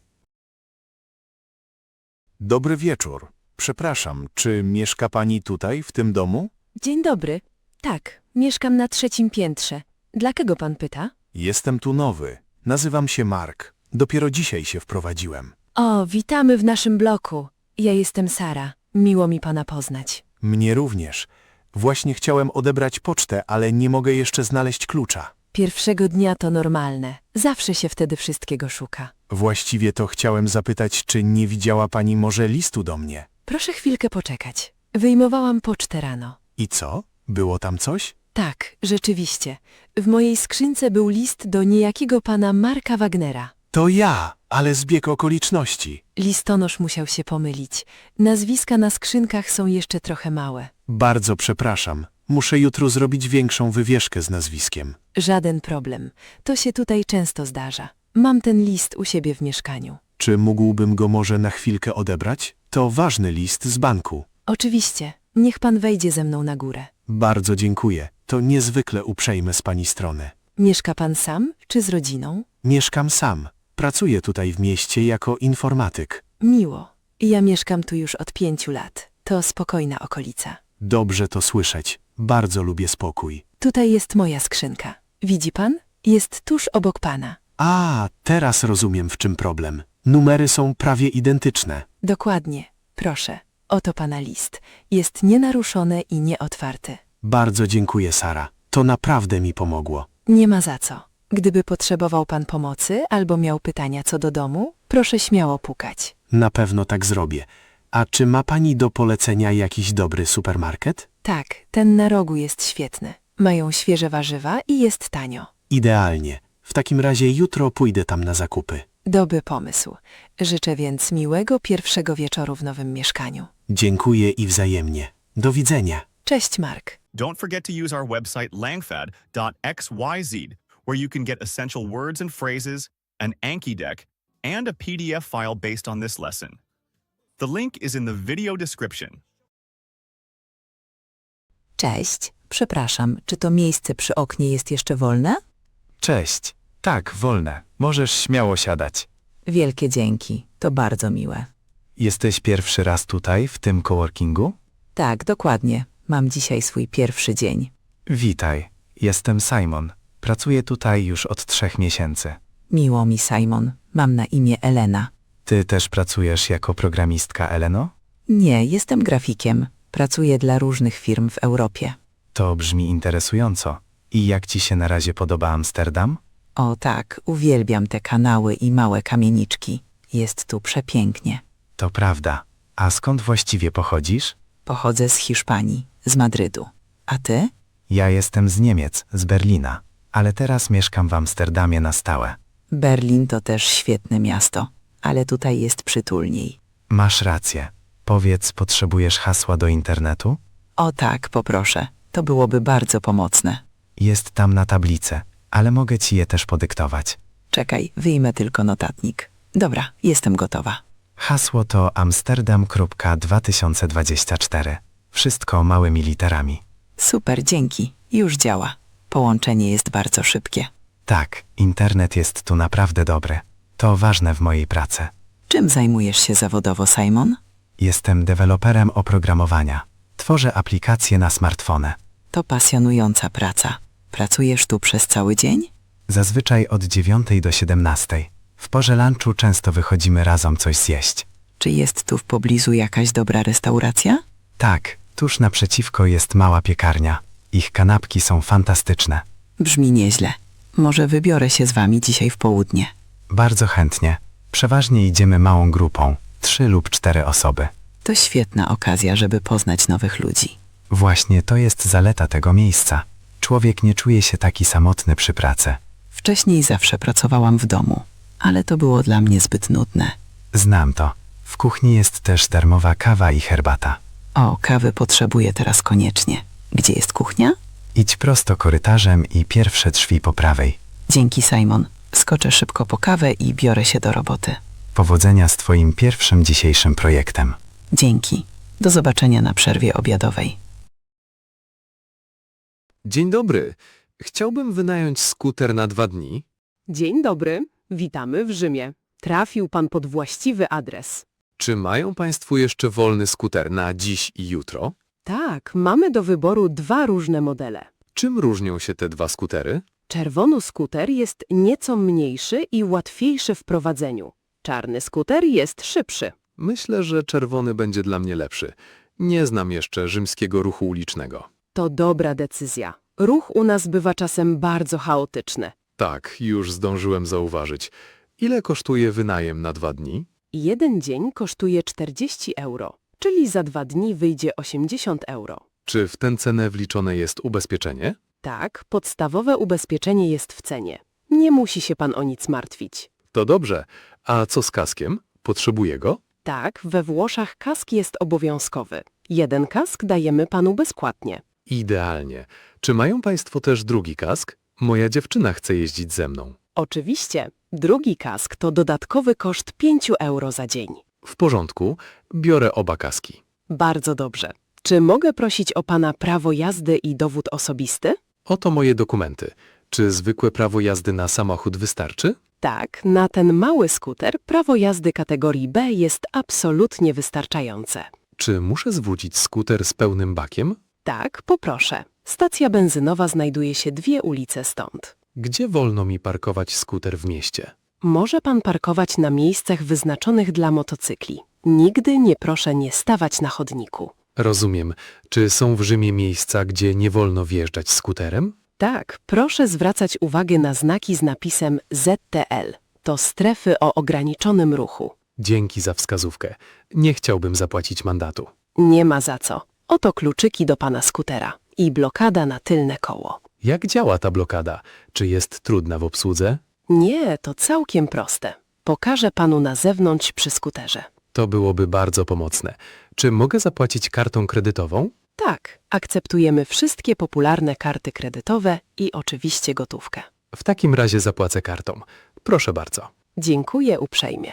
Oto pana paragon. Proszę go zachować. Bardzo dziękuję za miłą pomoc i wszystkie rady. Cała przyjemność po mojej stronie. Życzę szerokiej drogi i dobrej zabawy w Rzymie. Dzięki. Już nie mogę się doczekać przejażdżki po mieście. Do widzenia. Do widzenia i proszę jechać ostrożnie. Cześć. Czy tutaj nie pachnie cudownie? Tak, to te słynne szwedzkie klopsiki. Nigdy ich nie próbowałem. Są dobre? O tak, smakują fantastycznie. Spróbuj. Co to za czerwony sos do tego? To borówki. Są trochę słodkie i kwaśne zarazem. Mięso ze słodkim sosem? To dosyć dziwne. W Szwecji zawsze tak jemy. Pasuje idealnie. Dobra, wezmę kawałek. Chwileczkę. I jak? Jak ci smakuje? To naprawdę ciekawe. Ten sos jest bardzo smaczny. Widzisz? Zawsze trzeba próbować nowych rzeczy. Mięso też jest bardzo miękkie i soczyste. Często jemy do tego purę ziemniaczane. To purę też wygląda na bardzo kremowe. Chcesz też trochę purę ziemniaczanego? Tak, poproszę. Nałóż mi pełną łyżkę. Proszę bardzo. Smacznego. Dzięki. To naprawdę świetny obiad. Czy w twoim kraju ludzie też tak gotują? Nie, my jemy mięso zazwyczaj tylko z solą i pieprzem. Każdy kraj ma swoje własne tradycje. To prawda. Lubię poznawać inne kultury. Uważam, że to jedzenie jest bardzo swojskie. Tak, można się poczuć jak w domu. Chcesz jeszcze jedną porcję? Nie, dziękuję. Jestem już prawie syty. Ale mamy jeszcze deser w lodówce. O rany, w takim razie muszę zostawić trochę miejsca. I jest szarlotka z sosem waniliowym. To też brzmi bardzo typowo dla północy. Tak, zimą uwielbiamy słodkości. Dobrze to rozumiem. To poprawia humor. Dokładnie tak jest. Czy takie klopsiki można zrobić samemu? Jasne, mogę ci dać przepis. Czy to trudne? Nie jestem wybitnym kucharzem. Nie, właściwie to całkiem proste. Potrzeba tylko mięsa, cebuli i bułki, prawda? Tak, i kilku specjalnych przypraw. W takim razie spróbuję to zrobić w przyszłym tygodniu. Mogę ci w tym pomóc, jeśli chcesz. Byłoby super. Ugotujemy coś razem. Umowa stoi. Ale najpierw zjedzmy to, co mamy. Życzę dalszego smacznego. Dzięki, nawzajem. Dzień dobry, szukam jakiegoś wyjątkowego prezentu. Dzień dobry. Trafiła pani w idealne miejsce. Chciałabym kupić ukraińską wyszywankę. To bardzo dobry pomysł. Dla kogo ma być ten prezent? Dla mojego brata. Mieszka w Niemczech. Jaki rozmiar zazwyczaj nosi pani brat? Wydaje mi się, że potrzebuje rozmiaru L albo XL. Mamy tutaj wiele różnych modeli w tych rozmiarach. O, wszystkie są takie piękne. Jakie są dostępne kolory? Te wyciejma to biała z czerwonym lub czarnym haftem. A co oznacza ten niebieski wzór tam? Niebieski często symbolizuje niebo i wodę. Wygląda bardzo elegancko. Czy mogę to zobaczyć? Oczywiście. Ten materiał tutaj to wysokiej jakości len. Tkanina jest bardzo przyjemna i chłodna w dotyku. Tak, len jest idealny na lato. Ale mój brat woli raczej ciemne kolory. W takim razie proszę spojrzeć tutaj. Mamy też czarne koszule. Ta czarna koszula z szarym haftem mi się podoba. To bardzo nowoczesny wzór. Cieszy się dużą popularnością. Jak należy prać taką koszulę? Czy to skomplikowane? Lepiej byłoby prać ją ręcznie. Czy haft może się zniszczyć w pralce? Tak, to ręczna robota. Jest bardzo delikatna i misterna. To ważna uwaga. Przekażę mu to. Jakość jest naprawdę świetna. Posłuży przez wiele lat. Ile kosztuje ten model w rozmiarze L? Ta koszula kosztuje 70 euro. To uczciwa cena za tyle pracy. Tak, każdy haft ma swoją długą historię. Czy mają Państwo też jakieś pasujące opakowanie? Mamy ładne torby z ukraińskimi motywami. Cudownie. W takim razie biorę tę czarną koszulę. Czy chciałaby pani dokupić jeszcze kartkę z życzeniami? Nie, dziękuję. Już napisałam kartkę wcześniej. Dobrze, to już ją pani pakuje. Bardzo dziękuję za miłą poradę. Cała przyjemność po mojej stronie. Mam nadzieję, że brat się ucieszy. Jestem o tym przekonana. On uwielbia rękodzieło. Proszę zajrzeć do nas ponownie wkrótce. Tak, na pewno tak zrobię. Do widzenia. Do widzenia i miłego dnia w Charkowie. Dzień dobry. Mam problem z moim płaszczem. Dzień dobry. Co mogę dla pana zrobić? Wczoraj wylałem kawę na płaszcz. O, to niestety zdarza się bardzo często. Proszę pokazać. Tutaj, z przodu jest duża brązowa plama. Widzę. Z jakiego materiału jest ten płaszcz? Wydaje mi się, że jest z wełny. Wełna to delikatny materiał. Musimy być ostrożni. Czy uda się pani całkowicie usunąć tę plamę? Mogę spróbować, ale nie daję gwarancji. O nie, to mój ulubiony płaszcz. Mamy specjalne środki czyszczące do plam z kawy. To mnie trochę uspokaja. Na kiedy potrzebuje pan tego płaszcza z powrotem? Potrzebuję go najpóźniej w piątek wieczorem. W piątek? To za 3 dni. Tak, mam wtedy ważne spotkanie. Zazwyczaj czyszczenie trwa cały tydzień. Czy istnieje może usługa ekspresowa? Tak, ale to wiąże się z niewielką dopłatą. To nie problem, chętnie zapłacę więcej. W takim razie zaznaczę to na pana kwitku. Ile łącznie będzie kosztować czyszczenie? Normalne czyszczenie kosztuje 30 euro. A ile wynosi dopłata za ekspres? To dodatkowe 10 euro, czyli w sumie 40. Dobrze, to dla mnie w porządku.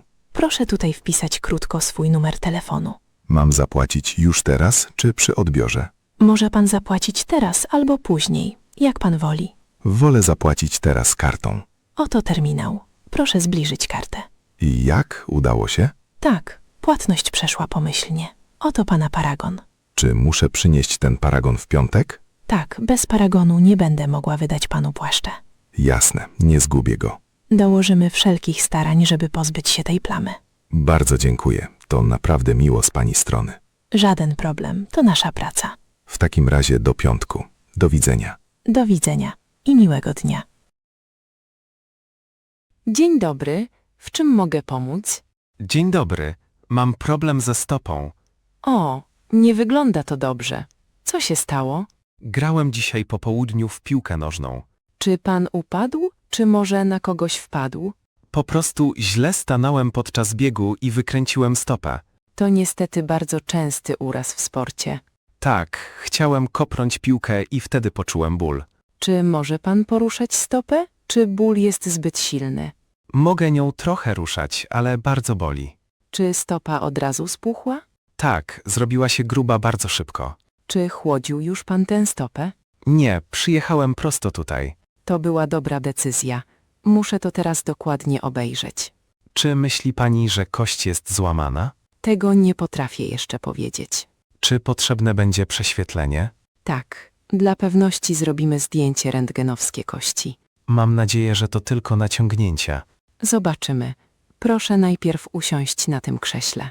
Dziękuję, siedzenie jest o wiele lepsze niż stania. Najpierw założę panu opaskę uciskową dla stabilizacji. Dzięki. Czy będę musiał długo zostać w szpitalu? Nie, zazwyczaj po badaniu można wrócić do domu. To dobra wiadomość. Ale przez najbliższe dni nie wolno panu obciążać stopy. To znaczy, że nie mogę uprawiać sportu? Dokładnie. Musi pan dużo leżeć i trzymać nogę wysoko. Ile mniej więcej trwa leczenie? Przy zwykłym skręceniu trwa to około 2 tygodni. Ojej, to dla mnie kawał czasu. Cierpliwość jest kluczowa dla pana zdrowia. Czy wolno mi chociaż chodzić na spacery? Tylko na bardzo krótkie dystanse i o kulach. Czy dostanę kulę tutaj w szpitalu? Tak, mamy wszystko na miejscu. A co z lekami przeciwbólowymi? Wypiszę panu receptę na tabletki. Bardzo dziękuję, jest pani bardzo miła.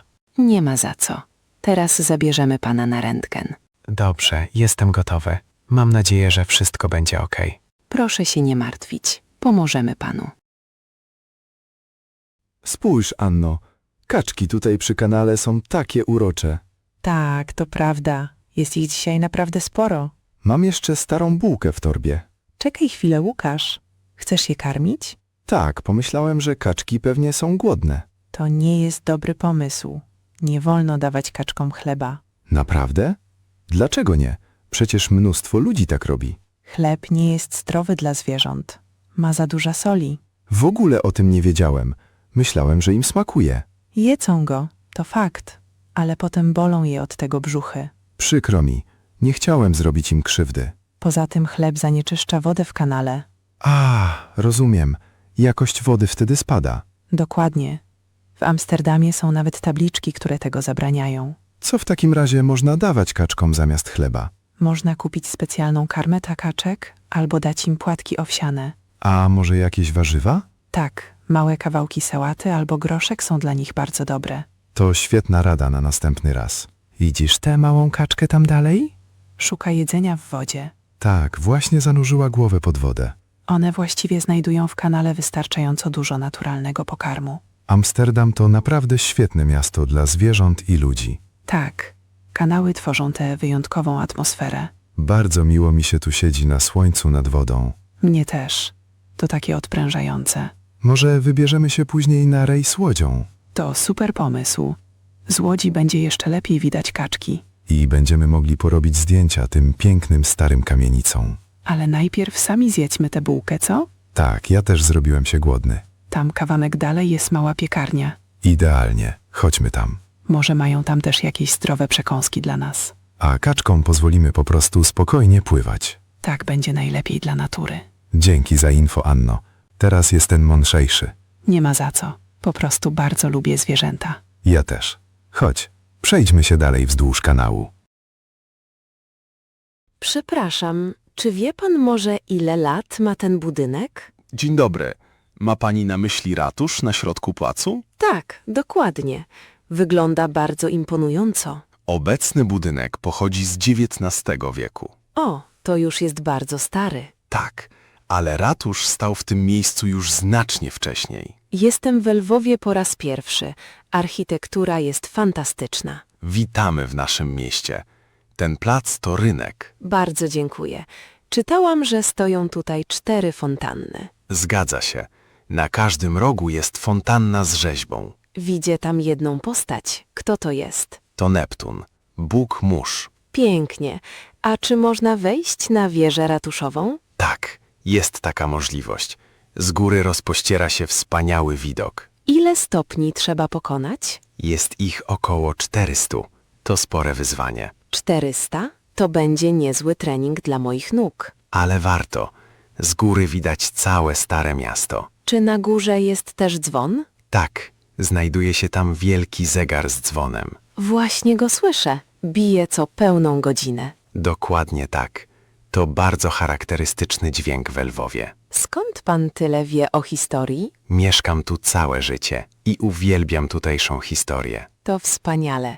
Czy może pan polecić jakąś dobrą kawiarnię? W Lwowie jest mnóstwo świetnych kawiaren bezpośrednio przy rynku. Słyszałam, że tutejsza kawa jest słynna. Tak, kawa i czekolada to specjalności Lwowa. W takim razie koniecznie muszę spróbować kawałka czekolady. Niech pani zajdzie pod numer 6. Tam jest manufaktura czekolady. Bardzo dziękuję za świetną wskazówkę. Cała przyjemność po mojej stronie. Życzę miłego pobytu na Ukrainie. Na pewno tak będzie. Ludzie są tutaj bardzo przyjaźni. Miło mi to słyszeć. Powodzenia przy wchodzeniu na schody. Dzięki. Muszę najpierw nabrać odwagi przed tymi stopniami. Po takim wysiłku kawa będzie smakować jeszcze lepiej. Pewnie ma pan rację. Do widzenia. Do widzenia i miłego dnia. W końcu po egzaminach. Musimy to uczcić. Tak, tak się cieszę. Cały dzień się uczyłam. Przyniosłem butelkę wina. Super pomysł. Ale czekaj, gdzie jest korkociąg? Myślałem, że ty masz jakiś w kuchni. Nie, wprowadziłam się do tego akademika dopiero w zeszłym tygodniu. Zajrzę do szuflady. Może jednak jakiś tam leży. Nie, tam są tylko widelce, noże i łyżki. To mamy problem. Mamy wino, ale nie możemy się do niego dostać. Może moglibyśmy zapytać sąsiadów? Jest już późno. Myślę, że oni już śpią. Masz jakiś pomysł, jak inaczej otworzyć tę butelkę? Widziałem kiedyś taki filmik w internecie. I co? Co robili na tym filmiku? Można użyć buta. Wkłada się butelkę do buta. Buta? To brzmi kompletnie wariacko. Jak to ma niby działać? Puka się butem ostrożnie o ścianę. Jesteś pewien? Przecież butelka może pęknąć. Tak, trzeba być bardzo ostrożnym. Masz jakiegoś twardego buta? Tutaj są moje adidasy, ale proszę, nic nie zniszcz. Okej, spróbuję bardzo delikatnie. Czekaj, może mamy jakąś śrubę i kombinerki? To lepszy pomysł. Masz skrzynkę z narzędziami? Mam tylko mały młotek i kilka śrubek. To mogłoby się udać. Wkręcimy śrubę w korek. I potem wyciągniemy ją kombinerkami? Dokładnie taki jest plan. Ale nie mamy kombinerek. O nie, racja. Więc to też nie zadziała. A co z kluczem? Można spróbować wepchnąć korek do środka?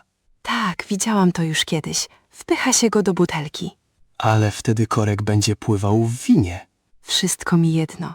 Chcę się po prostu napić kieliszek wina. Dobra, biorę mój klucz do domu i mocno naciskam. Uważaj na palce. Klucz jest ostry. Cisnę z całej siły. Zaraz wpadnie. Udało się. Super. Korek jest w butelce, wino otwarte. Co prawda było trudno, ale wykazaliśmy się kreatywnością.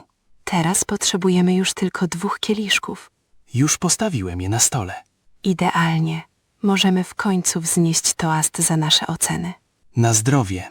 Za nas i za koniec sesji. Na zdrowie. Po takiej robocie to wino smakuje wyjątkowo dobrze. Dzień dobry, witam Państwa. Dzień dobry. W czym mogę pomóc? Tak, chciałbym wynająć łódź. To świetny pomysł. Pogoda jest dzisiaj idealna. Ile macie tutaj łodzi? Mamy sporo małych łodzi elektrycznych. Brzmi nieźle. Ile osób pomieści taka łódka? Maksymalnie może płynąć 6 osób. Dzisiaj jesteśmy tylko we dwoje. W takim razie łódź będzie dla Państwa bardzo wygodna. Ile kosztuje wynajem na godzinę? Godzina kosztuje 20 euro. A ile kosztuje cały dzień? Cały dzień to koszt 80 euro. To uczciwa cena. Chciałby Pan wziąć łódź na cały dzień? Nie jestem pewien. Może 3 godziny będą lepszym rozwiązaniem. 3 godziny kosztują 50 euro. Dobrze, biorę łódź na 3 godziny. Czy ma Pan przy sobie dokument tożsamości? Tak, proszę, oto mój dowód osobisty. Dziękuję bardzo. Będę potrzebowała również kaucji. Ile wynosi kaucja? Kaucja wynosi 50 euro, płatne gotówką. Czy mogę wpłacić kaucję kartą? Niestety nie. Kaucję przyjmujemy wyłącznie w gotówce. Chwileczkę, poszukam pieniędzy. Nie ma problemu. Poczekam. Proszę, oto 50 euro w gotówce. Dziękuję bardzo. Oto Pana pokwitowanie. Czy muszę sam sterować łodzią? Tak, to bardzo proste. Zaraz Panu pokażę. Czy potrzebuję na tę łódź patentu sternika? Nie, na te małe łódki nie jest wymagany żaden patent. Dobrze wiedzieć. Czy ma Pan mapę kanałów? Nie, niestety nie mam mapy. Dam Panu jedną. Tutaj zaznaczone są najpiękniejsze trasy. Czy są miejsca, w które nie wolno wpływać? Tak, na mapie te strefy są zaznaczone na czerwono. Gdzie mogę zaparkować, jeśli będę chciał zrobić sobie przerwę? Może Pan na krótko zatrzymać się w wielu miejscach. Czy na łodzi wolno jeść i pić? Tak, jest to dozwolone. Proszę tylko nie zostawiać na łodzi śmieci. Oczywiście, wszystko zabierzemy ze sobą. Łódź stoi tam przy pomoście. Ma numer 7. Numer 7, wszystko jasne. Łódź jest w pełni naładowana. Na jak długo starcza bateria? Bateria trzyma około 8 godzin. To dla nas aż nadto. Jeśli będzie Pan potrzebował pomocy, proszę do nas zadzwonić. Jaki jest Państwa numer telefonu? Numer znajduje się na mapie oraz na samej łodzi. Idealnie. Dziękuję bardzo za wszystkie informacje. Życzę Państwu bardzo miłego rejsu. Dzięki, już nie możemy się doczekać. Proszę tylko wrócić punktualnie. Tak, będziemy tu z powrotem za 3 godziny. Do zobaczenia i dobrej zabawy na wodzie. Do widzenia, do zobaczenia niebawem. Cześć. Don't forget to use our website langfad.xyz, where you can get essential words and phrases, an Anki deck, and a PDF file based on this lesson. The link is in the video description. Spójrz tylko na tę wodę. Tak, jezioro jest dzisiaj zupełnie spokojne. Wynajmiemy kajak? To świetny pomysł. Tam jest wypożyczalnia. Dzień dobry, chcielibyśmy popływać kajakiem. Dzień dobry. Chcą Państwo 2 pojedyncze kajaki, czy 1 dwójkę? Jak myślisz, powinniśmy usiąść razem w jednym? Sam nie wiem, co jest łatwiejsze. Podwójny kajak jest często stabilniejszy na wodzie. Ale w 2 osobnych będziemy szybsi. Wolałabym jednak być razem w jednej łodzi. Wtedy będziemy mogli swobodniej rozmawiać. I będziemy mogli wiosłować na zmianę. Racja. W takim razie bierzemy 2. Czy mają Państwo jeszcze wolny kajak 2-osobowy? Tak, mamy jeszcze 3 dwójki na stanie. Czy trudno się steruje takimi kajakami? Nie, są bardzo lekkie i bezpieczne. Czy mają Państwo też wodoszczelne worki na telefon? Tak, wypożyczamy też małe etui na cenne rzeczy. Super, chciałabym zrobić kilka zdjęć.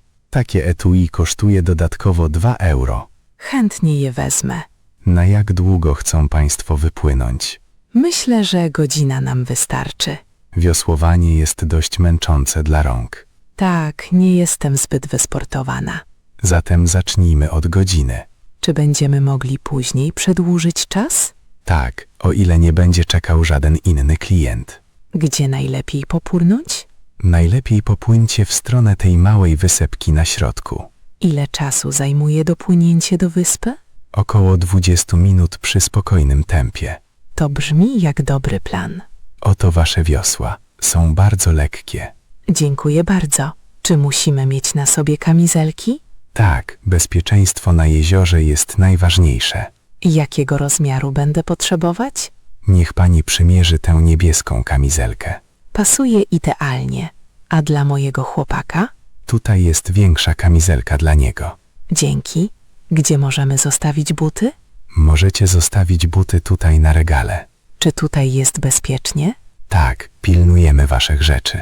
Mamy już iść na pomost? Tak, zaniosę kajak do wody. O, ten kajak jest bardzo kolorowy. Tak, żółty kolor jest bardzo dobrze widoczny na wodzie. Kto siada z przodu, a kto z tyłu? Silniejsza osoba zazwyczaj siada z tyłu. W takim razie ja usiądę z przodu. Dobra, ja biorę na siebie sterowanie z tyłu. Jestem gotowa na naszą przygodę. Ja też. To będzie miłe popołudnie. Mam nadzieję, że nie wpadniemy do wody. Bez obaw. Łódka jest bardzo stabilna. No to możemy ruszać. Miłej zabawy wam życzę. Dzięki. Do zobaczenia później. Do usłyszenia. Park w Tarnopołu latem wygląda naprawdę pięknie. Tak, to jezioro jest sercem miasta.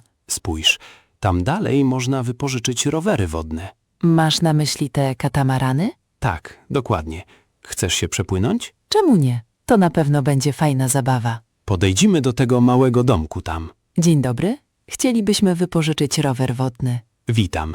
Rower wodny dla 2 osób? Tak, poproszę. Na pół godziny czy na całą? Co nam pan doradzi? Godzina będzie lepsza. Jezioro jest duże. Dobrze, w takim razie bierzemy na godzinę. Ile to wyjdzie w sumie? To kosztuje 150 hrywien za godzinę.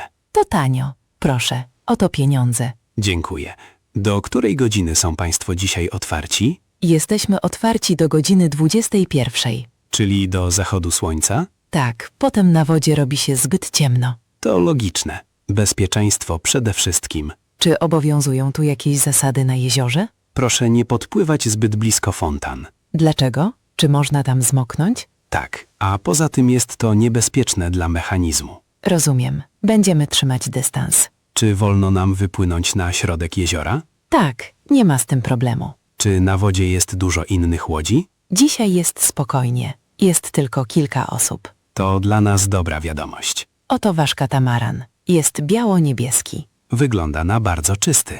Czyścimy łodzie każdego ranka. To bardzo miłe z państwa strony. Pedałowanie jest jak jazda na rowerze, prawda? Tak, prawie tak samo, tylko że na wodzie. Czy musimy oboje pedałować jednocześnie? Jest łatwiej, gdy oboje wkładacie w to trochę wysiłku. Wtedy szybciej wrócimy do brzegu. Ale ja wcale nie chcę się ścigać. Nie, po prostu będziemy podziwiać widoki na miasto. Stąd widać zamek. Tak, widok z wody jest fantastyczny. Czy mają państwo dla nas jakiś zegarek? Nie, ale na pewno mają państwo przy sobie telefony. Tak, nastawię sobie budzik za 50 minut. To mądry pomysł. Wtedy będziemy mieli dość czasu na drogę powrotną. Dokładnie. Proszę tylko nie taranować innych łodzi. Obiecujemy, że będziemy uważać. Jeśli zacznie padać, proszę natychmiast wracać. Ale niebo wydaje się zupełnie czyste. Latem pogoda potrafi się bardzo szybko zmienić. Będziemy obserwować chmury. Życzę miłego rejsu. Wielkie dzięki. No to idziemy do łodzi. Cieszę się na to świeże powietrze. Ja też. Siadaj już. Zajmuję miejsce po lewej stronie. Okej, to ja siadam po prawej. No to teraz mocno naciskamy na pedały. Działa. Ruszyliśmy. Dobrej zabawy. Dzięki. Do zobaczenia. Dzień dobry. Witamy w naszej wypożyczalni nad Jeziorem Zuryjskim. Dzień dobry. Chcielibyśmy wynająć 2 kajaki. Z przyjemnością, ale najpierw potrzebują państwo kamizelek ratunkowych. Oczywiście. Bezpieczność na wodzie to podstawa. Ile osób będzie płynąć? Jest 2 dorosłych i 1 dziecko. Dobrze, zatem potrzebujemy 3 kamizelek. Jakie mają państwo rozmiary? Mamy wszystkie rozmiary, od S do XXL. Potrzebuję kamizelki dla siebie. Zazwyczaj noszę rozmiar M. Proszę, oto kamizelka w rozmiarze M. Proszę ją przymierzyć. Dziękuję. Już zakładam. Czy kamizelka dobrze leży, czy może jest za ciasna? Jest odrobinę ciasna w ramionach. To normalne. Kamizelka ratunkowa musi ściśle przylegać. Ale prawie nie mogę się ruszać. Chwileczkę, poluzuję nieco paski. O, teraz jest znacznie lepiej. Dziękuję bardzo. Teraz poszukamy czegoś dla pani męża. Jaki rozmiar nosi? Jest bardzo wysoki i barczysty. Na pewno będzie potrzebował XL albo XXL. Spróbujmy najpierw z XL. Proszę bardzo. Mąż mówi, że ta kamizelka jest idealna. Świetnie. A teraz potrzebujemy jeszcze kamizelki dla dziecka. Mój siostrzeniec ma 8 lat. Jest dość drobny. Dla dzieci mamy specjalne kamizelki z dodatkową ochroną. To brzmi rozsądnie. Jaki kolor mają te dziecięce kamizelki? Są jaskrawo pomarańczowe. Dzięki temu dzieci są lepiej widoczne w wodzie. Dobry pomysł. Bezpieczność przede wszystkim. Ile mniej więcej waży dziecko? Waży około 30 kg. W takim razie ta kamizelka będzie dla niego w sam raz. Czy poradzi sobie sam z jej zapięciem? Nie, zapięcia są z tyłu. Ktoś dorosły musi mu pomóc. To dobrze. Dzięki temu nie zdejmie jej samowolnie na łodzi. Dokładnie taki jest plan. Podejdzie pani na chwilę do lustra? Tak, chcę sprawdzić, czy dobrze założyłam tę kamizelkę. Kamizelka powinna kończyć się pod brodą. Tak jak u mnie teraz? Tak, wygląda to bardzo dobrze. Czy muszę mieć tę kamizelkę na sobie przez cały kas? Tak, takie są tutaj przepisy na jeziorze. Nawet jeśli świeci słońce i nie ma wiatru? Tak, zawsze. Wypadki zdarzają się błyskawicznie. Rozumiem. Nie będziemy ich zdejmować. To bardzo odpowiedzialne z pani strony. Co się stanie, jeśli kamizelka zamoknie? To żaden problem. Bardzo szybko wyschnie na słońcu. Czy za kamizelki musimy dopłacić? Nie, kamizelki są już wliczone w cenę wynajmu kajaka. To świetna obsługa. Mamy też wodoszczelne worki na państwa telefony. O, to też nam się przyda. Ile kosztują takie worki? Wynajem worka kosztuje 2 euro za godzinę. Poproszę jeden na mój telefon i aparat. Proszę bardzo, trzeba go zwinąć u góry 3 razy. Rozumiem. Dzięki temu wszystko zostanie suche. Dokładnie. Czy mają już państwo wszystko? Tak. Mamy kamizelki i worek. Zatem możemy iść do łodzi. Cudownie. Już nie możemy się doczekać wypłynięcia. Dzisiejsza pogoda jest naprawdę do tego stworzona. Tak, to prawda. Woda ma taki piękny, błękitny kolor. Życzę udanego wiosłowania na jeziorze. Bardzo dziękuję za pomoc z rozmiarami. Cześć, jestem Maria, wasza dzisiejsza instruktorka. Cześć, Mario. Trochę się denerwuję. Nie martw się. Trzymałeś już kiedyś wiosło w dłoniach? Nie, to mój pierwszy raz w kajaku. Żaden problem. Każdy kiedyś zaczynał. Czy trudno jest utrzymać równowagę? Nasze kajaki są bardzo stabilne. Nie wywracają się tak łatwo. To mnie bardzo uspokoiło. Co mam zrobić najpierw? Najpierw usiądź spokojnie na samym środku łodzi. Dobra, wsiadam. O, trochę się kołysę. To normalne. Oprzyj nogi o te podpórki z przodu. Tak? Mam teraz lekko ugięte kolana? Właśnie tak. Dzięki temu masz lepszą kontrolę nad kajakiem. A jak mam prawidłowo trzymać wiosło? Chwyć wiosło obiema rękami. Rozstaw dłomi powinien być nieco szerszy niż twoje ramiona. Czy tak jest ok? Tak, idealnie. Wypukła strona pióra musi być skierowana do tyłu. Aha, rozumiem. A jak mam płynąć do przodu? Zanurzasz wiosło w wodzie z przodu i przeciągasz je do tyłu. Czyli raz z lewej, a raz z prawej strony? Dokładnie. Na zmianę. Lewa, prawa. Lewa, prawa. To wcale nie wydaje się takie trudne. Bardzo dobrze. Świetnie ci idzie. A jak mam hamować, jeśli będę chciał się zatrzymać? Żeby zahamować, po prostu włóż wiosło płasko do wody. Czy może muszę wiosłować w drugą stronę? Tak, jeśli zaczniesz wiosłować do tyłu, łódź zatrzyma się bardzo szybko. Jak mogę skręcić kajakiem? Nie chcę płynąć tylko prosto. Jeśli chcesz skręcić w lewo, wiosłuj tylko po prawej stronie. A jeśli chcę w prawo, to tylko po lewej? Dokładnie tak to działa. To jak z jazdą na rowerze. Co mam zrobić, jeśli nadpłynie duży statek? Powinieneś zawsze trzymać bezpieczny dystans od dużych jednostek. Czy fale od statków mogą sprawić problem? Jeśli idą fale, ustaw się dziobem kajaka prosto na falę. Czyli nie bokiem? Nie, nigdy nie ustawiaj się bokiem. Wtedy woda mogłaby wpłynąć do środka. Dobra, to bardzo ważna wskazówka. Dzięki. Jeśli będziesz potrzebował pomocy, po prostu zawołaj głośno. Czy mogę zabrać ze sobą telefon? Tylko w wodoszczelnym etui. Inaczej się zniszczy. Wolę go jednak zostawić w szafce na brzegu. To najbezpieczniejsza decyzja. Jak daleko mogę wypłynąć na jezioro? Trzymaj się proszę blisko brzegu. Nie odpływaj zbyt daleko. Jak długo trwa taka normalna runda dla początkujących? Na początek polecam ci 1 godzinę. Brzmi nieźle. Potem pewnie będą mnie boleć ręce. Możliwe, ale to świetny trening. Czuję się już gotowy. Mogę płynąć? Tak, powoli spycham cię teraz na wodę. O, płynę. To naprawdę sprawia frajdę. Powodzenia i rozkoszuj się ciszą na wodzie. Dzięki, Mario. Do zobaczenia później. Do zobaczenia, wróć punktualnie. Będę pilnował czasu. Miłego ćwiczenia ruchów. Spójrz na niebo. Chmury wyglądają bardzo groźnie. Tak, masz rację. Robi się coraz ciemniej. Czy na pewno powinniśmy dzisiaj wynajmować łódź? Sama nie wiem. Sprawdzę szybko prognozę w aplikacji. Dobry pomysł. Co mówią na najbliższe 2 godziny? Jest napisane, że prawdopodobieństwo deszczu wynosi 80%. 80%? To bardzo dużo. I zobacz na wiatr. Aplikacja ostrzega przed silnymi porywami. Ojej, przy silnym wietrze na jeziorze robi się niebezpiecznie. Szczególnie w małej łodzi wiosłowej. Widzę już nawet małe fale na wodzie. Tak, wiatr rzeczywiście przybiera na sile. Może powinniśmy zapytać pracownika wypożyczalni. Przepraszam pana, jak bezpiecznie jest dzisiaj na wodzie? Pracownik mówi, że przy takim wietrze nie wolno mu wypożyczać łodzi. Tak też myślałam.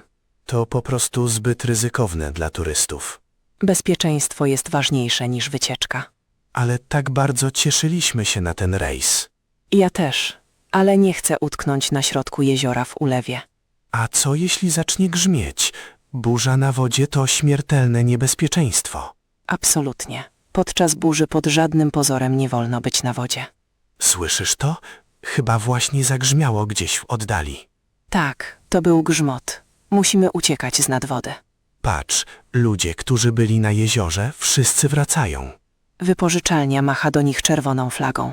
Czerwona flaga oznacza pewnie natychmiast wracajcie do brzegu. Dobrze, że tak pilnują bezpieczeństwa ludzi. Co teraz zrobimy z naszym popołudniem? Możemy pójść do tej małej kawiarni tam dalej. Tej z tym ładnym tarasem? Tak, ale musimy usiąść w środku, bo zaraz lunie. To dobry plan. Stamtąd będziemy mogli obserwować deszcz. I napijemy się gorącej herbaty albo kawy. Zaczyna padać, szybko. Czekaj, muszę otworzyć parason.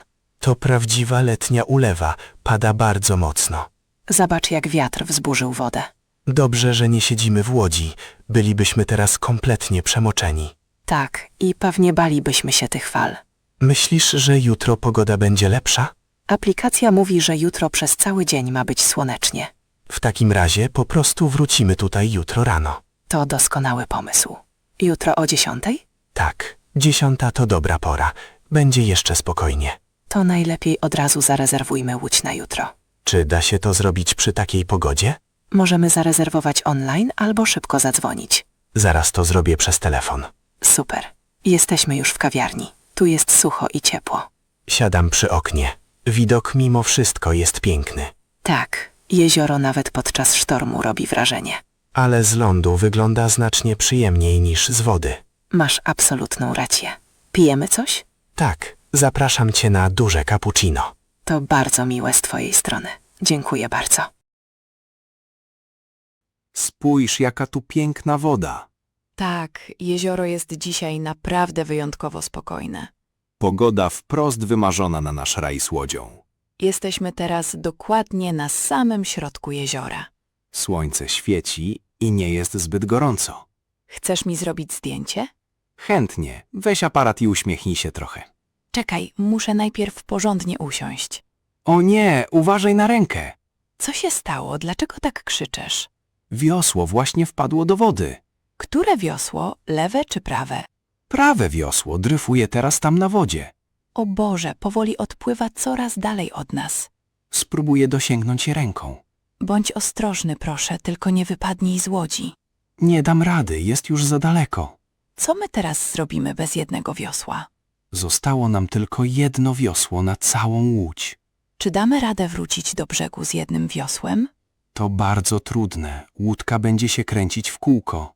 Patrz, wiatr spycha wiosło jeszcze dalej. Może spróbujemy wiosłować rękami? Ale woda jest dzisiaj strasznie zimna. Spróbuj proszę sterować łodzią tym drugim wiosłem. Próbuję, ale łódź jest bardzo ciężka. Czekaj, widzę tam w oddali inną łódź. Myślisz, że ci ludzie będą mogli nam pomóc? Będę głośno wołał i machał rękami. Halo, czy mogą nam państwo na chwilę pomóc? Zobaczyli nas, płyną w naszą stronę. To naprawdę bardzo uprzejme z ich strony. Wyławiają nasze wiosło z wody. Teraz mam stracha, że zaraz znowu je zgubimy. Będę je teraz trzymał naprawdę bardzo mocno. To była naprawdę dziwna sytuacja. Tak, w przyszłości musimy bardziej uważać. Chcesz teraz powoli wracać do brzegu? Tak, na dzisiaj wystarczy mi już przygód. Pomogę ci teraz w wiosłowaniu. Razem pójdzie nam to znacznie szybciej. Patrz, brzeg wcale nie jest już tak daleko. Facet w wypożyczalni na pewno będzie się śmiał. Lepiej nic mu nie mówmy o tym wiośle. Najważniejsze, żebyśmy byli już zaraz na lądzie. Tam z przodu jest już ten mały pomost. Przygotuj się, zaraz zatrzymam łódź. Jasne, wyskoczę wtedy ostrożnie na brzeg. Dzień dobry. Pan dzisiaj wyjątkowo wcześnie.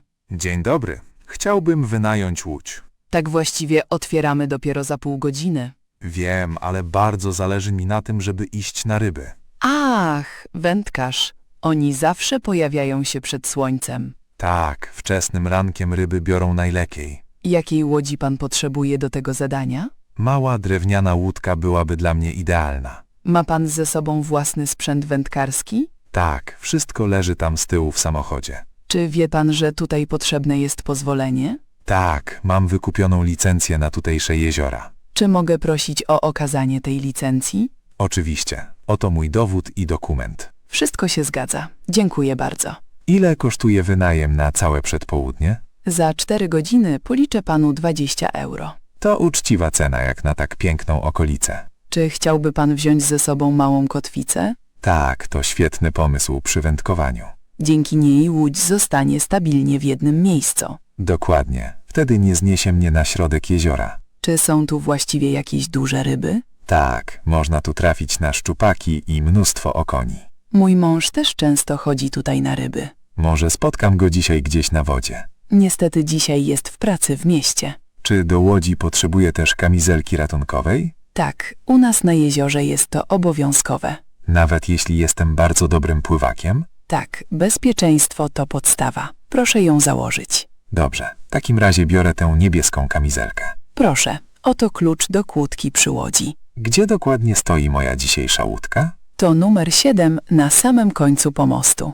Widzę ją. Ładna zielona łódź. Życzę powodzenia i takiej ryby. Wielkie dzięki. Zwrócę łódź w południe. Jeśli będzie pan czegoś potrzebował, jestem w biurze. Dzięki. Do zobaczenia i miłego dnia. Proszę rozkoszować się ciszą na wodzie. Na pewno tak będzie. Dziękuję uprzejmie.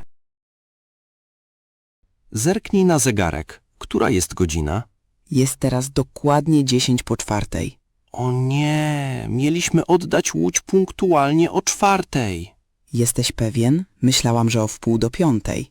Nie, w umowie jest wyraźnie napisane godzina 16:00. W takim razie mamy już 10 minut spóźnienia. Jesteśmy jeszcze o wiele za daleko od portu. Musimy teraz naprawdę o wiele szybciej wiosłować. Robię co mogę, ale ręce już mi odmawiają posłuszeństwa. Pomogę ci, wiosłujmy w jednym rytmie. 1, 2 i 1, 2. Tak idzie nam znacznie lepiej. Myślisz, że będziemy musieli zapłacić jakąś karę? Nie wiem, ten gość z wypożyczalni wydawał się dość surowy. Miejmy nadzieję, że nie czeka na nas zniecierpliwiony. Patrz, tam z przodu jest już ten most przy wypożyczalni. Ale musimy jeszcze opłynąć całe to zakole. Nie damy rady zrobić tego w 2 minuty. Może będzie miły i nic nie powie. Szczerze w to wątpię. Po nas ma być jakaś grupa. Racja, widziałam tych ludzi wcześniej na pomoście. Na pewno chcą zacząć swoją wycieczkę o czasie. Jesteśmy już prawie na miejscu, jeszcze kawałeczek. Uważaj na inne łodzie w kanale. Straszny tu teraz ruch na tej wodzie. Widzę właściciela, właśnie patrzy na zegarek. Ojej, nie wygląda na zbyt zadowolonego. Jest już 4:20. Musimy go natychmiast przeprosić. Ty lepiej coś powiedz, jesteś bardziej przekonująca. Dobra, spróbuję mu to jakoś miło wyjaśnić. Po prostu kompletnie straciliśmy poczucie czasu. Krajobraz był po prostu zbyt piękny, żeby przestać płynąć. W końcu dotarliśmy do pomostu. Ostrożnie przy dobijaniu, nie uderz w drewno. Dzień dobry, strasznie nam przykro z powodu spóźnienia. Mieliśmy mały problem z silniejszym prądem wody.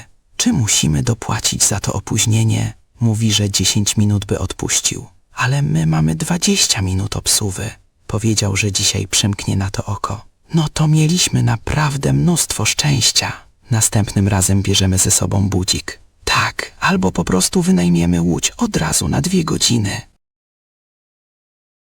Dzień dobry, wróciliśmy już z naszego rejsu. Witam z powrotem. Czy wszystko przebiegło pomyślnie? Tak, spędziliśmy cudowny czas na wodzie. Bardzo miło mi to słyszeć. Czy łódź sprawowała się dobrze? Tak, była bardzo czysta i wyjątkowo lekka w prowadzeniu. Proszę o zwrot obu kamizelek ratunkowych. Proszę bardzo. Mieliśmy je na sobie przez cały czas. Bardzo wzorowo. Bezpieczeństwo jest naprawdę kluczowe. I tutaj jest jeszcze klucz do tego małego schowka. Dziękuję. Sprawdzę tylko szybko, czy łódź nie ma uszkodzeń. Oczywiście. Obchodziliśmy się z nią bardzo ostrożnie. Wszystko wygląda idealnie. Żadnych zarysowań ani problemów. To świetnie. Czy otrzymam teraz z powrotem moją kaucję? Tak. Wpłaciła pani na początku 50 euro gotówką. Dokładnie. Oto pokwitowanie z dzisiejszego poranka. Proszę. Oto pani 50 euro z powrotem. Dziękuję bardzo. Ile muszę teraz jeszcze dopłacić? Wynajem za 2 godziny wynosi łącznie 30 euro. Czy mogę zapłacić tę kwotę kartą kredytową? Tak. Akceptujemy wszystkie popularne karty oraz płatności telefonem. Super. Wolę zapłacić zbliżeniowo. Proszę po prostu przyłożyć kartę tutaj do czytnika. Czy zadziałało? Urządzenie właśnie wydało dźwięk. Tak. Płatność przeszła pomyślnie. Oto pani paragon. Proszę mi powiedzieć, czy bywa pan tutaj w Porce codziennie? Latem jestem tutaj od poniedziałku do niedzieli. Może w przyszłym tygodniu wpadniemy tutaj ze znajomymi? To świetny pomysł. Mamy też większe jednostki. Ile osób zmieści się na waszej największej łodzi? Mamy łódź, która pomieści do 8 osób. To brzmi idealnie dla całej naszej grupy. Ale w weekendy radzę zrobić rezerwację z wyprzedzeniem. Czy mogę to zrobić przez państwa stronę internetową? Tak. Albo po prostu proszę do mnie krótko zadzwonić. Zapiszę sobie pana numer telefonu. Mieli państwo dzisiaj jakieś ulubione miejsce na jeziorze? Ta mała wysepka na północy była po prostu magiczna. Tak. Wiele osób chętnie urządza tam sobie piknik. Widzieliśmy tam mnóstwo kaczek i łabędzi. To typowe dla tej spokojnej okolicy. Dziękuję bardzo za miłą obsługę i pomoc. Cała przyjemność po mojej stronie. Życzę miłego dnia. Dzięki. Do zobaczenia następnym razem nad jeziorem. Do widzenia i życzę spokojnego powrotu do domu. Dzień dobry, przepraszam pana najmocniej. Tak, słucham. Czy mogę w czymś pomóc? Mam mały problem z tym paczkomatem. O, znam to uczucie. Technologia bywa czasem złośliwa. No właśnie, próbuję otworzyć swoją skrytkę. Ma pan aplikację na telefonie? Tak, aplikacja jest otwarta, ale przycisk nie reaguje. Chwileczkę, zerknę. Czy ma pan włączony Bluetooth? O nie, zupełnie o tym zapomniałem. To najczęstszy błąd tutaj w Sztokholmie. Już włączyłem, ale skrytka nadal się nie otwiera. Proszę chwilę poczekać. Czasami ładowanie zajmuje moment. O, teraz na automacie zaświeciło się zielone światło. To dobry znak. Proszę teraz jeszcze raz nacisnąć w aplikacji. Super, drzwiczki numer 14 się otworzyły. Wspaniale, udało się. Bardzo dziękuję za pomoc. Jestem nowy w tym mieście. Nie ma problemu. Nie jest pan ze Szwecji? Nie, pochodzę z Niemiec. Będę tu pracował przez 3 miesiące. Sztokholm to piękne miasto, prawda? Tak, jest cudowne, ale wszystko tutaj jest takie nowoczesne i cyfrowe. To prawda. Prawie wszystko załatwiamy przez telefon. Nawet odbieranie paczek. W moim mieście wygląda to inaczej. Szybko się pan przyzwyczai. Czy paczka jest ciężka? Nie, to tylko książka i trochę ubrań. Czy ma pan więcej paczek do odebrania? Nie, to jedyna na dzisiaj. W takim razie życzę miłego dnia. Nawzajem? A jak właściwie nazywa się ta aplikacja? Nazywa się PostNord. Będzie jej pan potrzebował do wszystkich paczek tutaj. Dobrze wiedzieć. Muszę się jeszcze sporo nauczyć. Na początku to normalne. Powodzenia w pracy. Dziękuję. Pani też odbiera stąd paczkę? Tak, właśnie przyszłam po mój nowy telefon. O, to ekscytujące. W takim razie miłego użytkowania. Dzięki. Cześć i miłego wieczoru. Cześć. Don't forget to use our website langfad.xyz, where you can get essential words and phrases, an Anki deck, and a PDF file based on this lesson. The link is in the video description. Spójrz tylko przez okno. Widok jest po prostu fantastyczny. Niesamowite. Widać stąd całe miasto jak na dłoni. I popatrz tam, w oddali. To Wezuwiusz. Wygląda dzisiaj tak spokojnie. Tak, ale to bardzo potężny wulkan. Ta jazda kolejką funiculare jest świetna. Też tak myślę. O wiele lepiej niż tłucz się autobusem. I jest znacznie szybciej. Jesteśmy już prawie na górze. Byłeś już kiedyś w Neapolu? Nie, to moja pierwsza wizyta we Włoszech. I jak ci się do tej pory podoba? Miasto jest bardzo głośne i chaotyczne, ale przepiękne. Mam dokładnie takie samo zdanie, a jedzenie jest obłędne. O tak, wczorajsza pizza była najlepszą, jaką jadłem w życiu. Wszyscy turyści tak tutaj mówią. Jutro chciałbym... Ta kawiarnia jest naprawdę wyjątkowo przytulna. Tak, to idealne miejsce na prawdziwą szwedzką fikę. Wybacz pytanie, ale co to właściwie oznacza fika? O, to u nas bardzo ważna tradycja. Czy to po prostu picie kawy? Nie, to coś znacznie więcej. To taka chwila wytchnienia od codzienności. Czyli po prostu czas poświęcony przyjaciołom? Dokładnie. Pije się kawę i zjada do niej coś słodkiego. Brzmi nieźle. Co mi polecasz? Koniecznie musisz spróbować bułeczki cynamonowej. Czy one nie nazywają się tutaj kanelbullar? Tak, dokładnie tak. To absolutny klasyk w Szwecji. Czy są bardzo słodkie? Są idealne. Nie za słodkie i z dużą ilością cynamonu. Dobra, w takim razie biorę bułeczkę. A co się do tego pije? Większość Szwedów wybiera czarną kawę. Ja wolę kawę z mlekiem. To żaden problem. Kawa tutaj jest bardzo mocna. W takim razie poproszę duże cappuccino. A ja wezmę herbatę i ciasto czekoladowe. To ciasto w witrynie też wygląda pysznie. To klatkaka. Bardzo wilgotne i miękkie ciasto czekoladowe. Może spróbuję go następnym razem. Fikę można robić codziennie. Czasami nawet 2 razy dziennie. To cudowna tradycja. Coraz bardziej podoba mi się ta Szwecja. Bardzo miło mi to słyszeć. Idziemy do Lady złożyć zamówienie? Tak, ja dzisiaj płacę. Jesteś moim gościem. To bardzo miłe z twojej strony. Dziękuję ci bardzo. Nie ma za co. Co w końcu pijesz? Cappuccino, zgadza się? Tak, proszę. I bułeczkę cynamonową. Jasne. Znajdź nam w międzyczasie jakieś miejsce przy oknie. Tam z tyłu jest wolny stolik. Jest tam bardzo słonecznie. Idealnie. Zaraz przyjdę z zamówieniem. Już nie mogę się doczekać mojej pierwszej prawdziwej fiki. Zobaczysz, pokochasz to, uwierz mi. Do zobaczenia za chwilę. Do zobaczenia. Dzień dobry. Właśnie przyglądam się tym wszystkim rodzajom serów. Dzień dobry. Czy mogę pomóc panu w wyborze? Tak, chętnie. Nie znam się zbyt dobrze na holenderskich serach. Żaden problem. Mamy tutaj mnóstwo odmian Goudy i Edamu. A jaka jest właściwie różnica między nimi? Edam jest zazwyczaj nieco twardszy i ma mniej tłuszczu niż Gouda. Rozumiem. A który ma bardziej intensywny smak? To zależy od stopnia dojrzałości. Chciałby pan spróbować kawałek młodej Goudy? Tak, bardzo chętnie. Dziękuję. Proszę bardzo. Ten ser ma zaledwie 4 tygodnie. O, jest naprawdę bardzo łagodny i miękki. Dokładnie. Wiele osób lubi go jeść na śniadanie na kanapkach. Czy mają państwo ser, który smakuje nieco wyraziściej? W takim razie niech pan spróbuje tej starej Goudy. Dojrzewała ponad rok. Wygląda na znacznie ciemniejszą. Ma też takie małe, białe kropki. To kryształki soli. To oznaka wysokiej jakości. Smak jest naprawdę mocny, ale bardzo smaczny. Wyśmienicie pasuje do kieliszka wina wieczorem. Ile kosztuje kilogram tego starego sera? Kilogram kosztuje 18,90 €.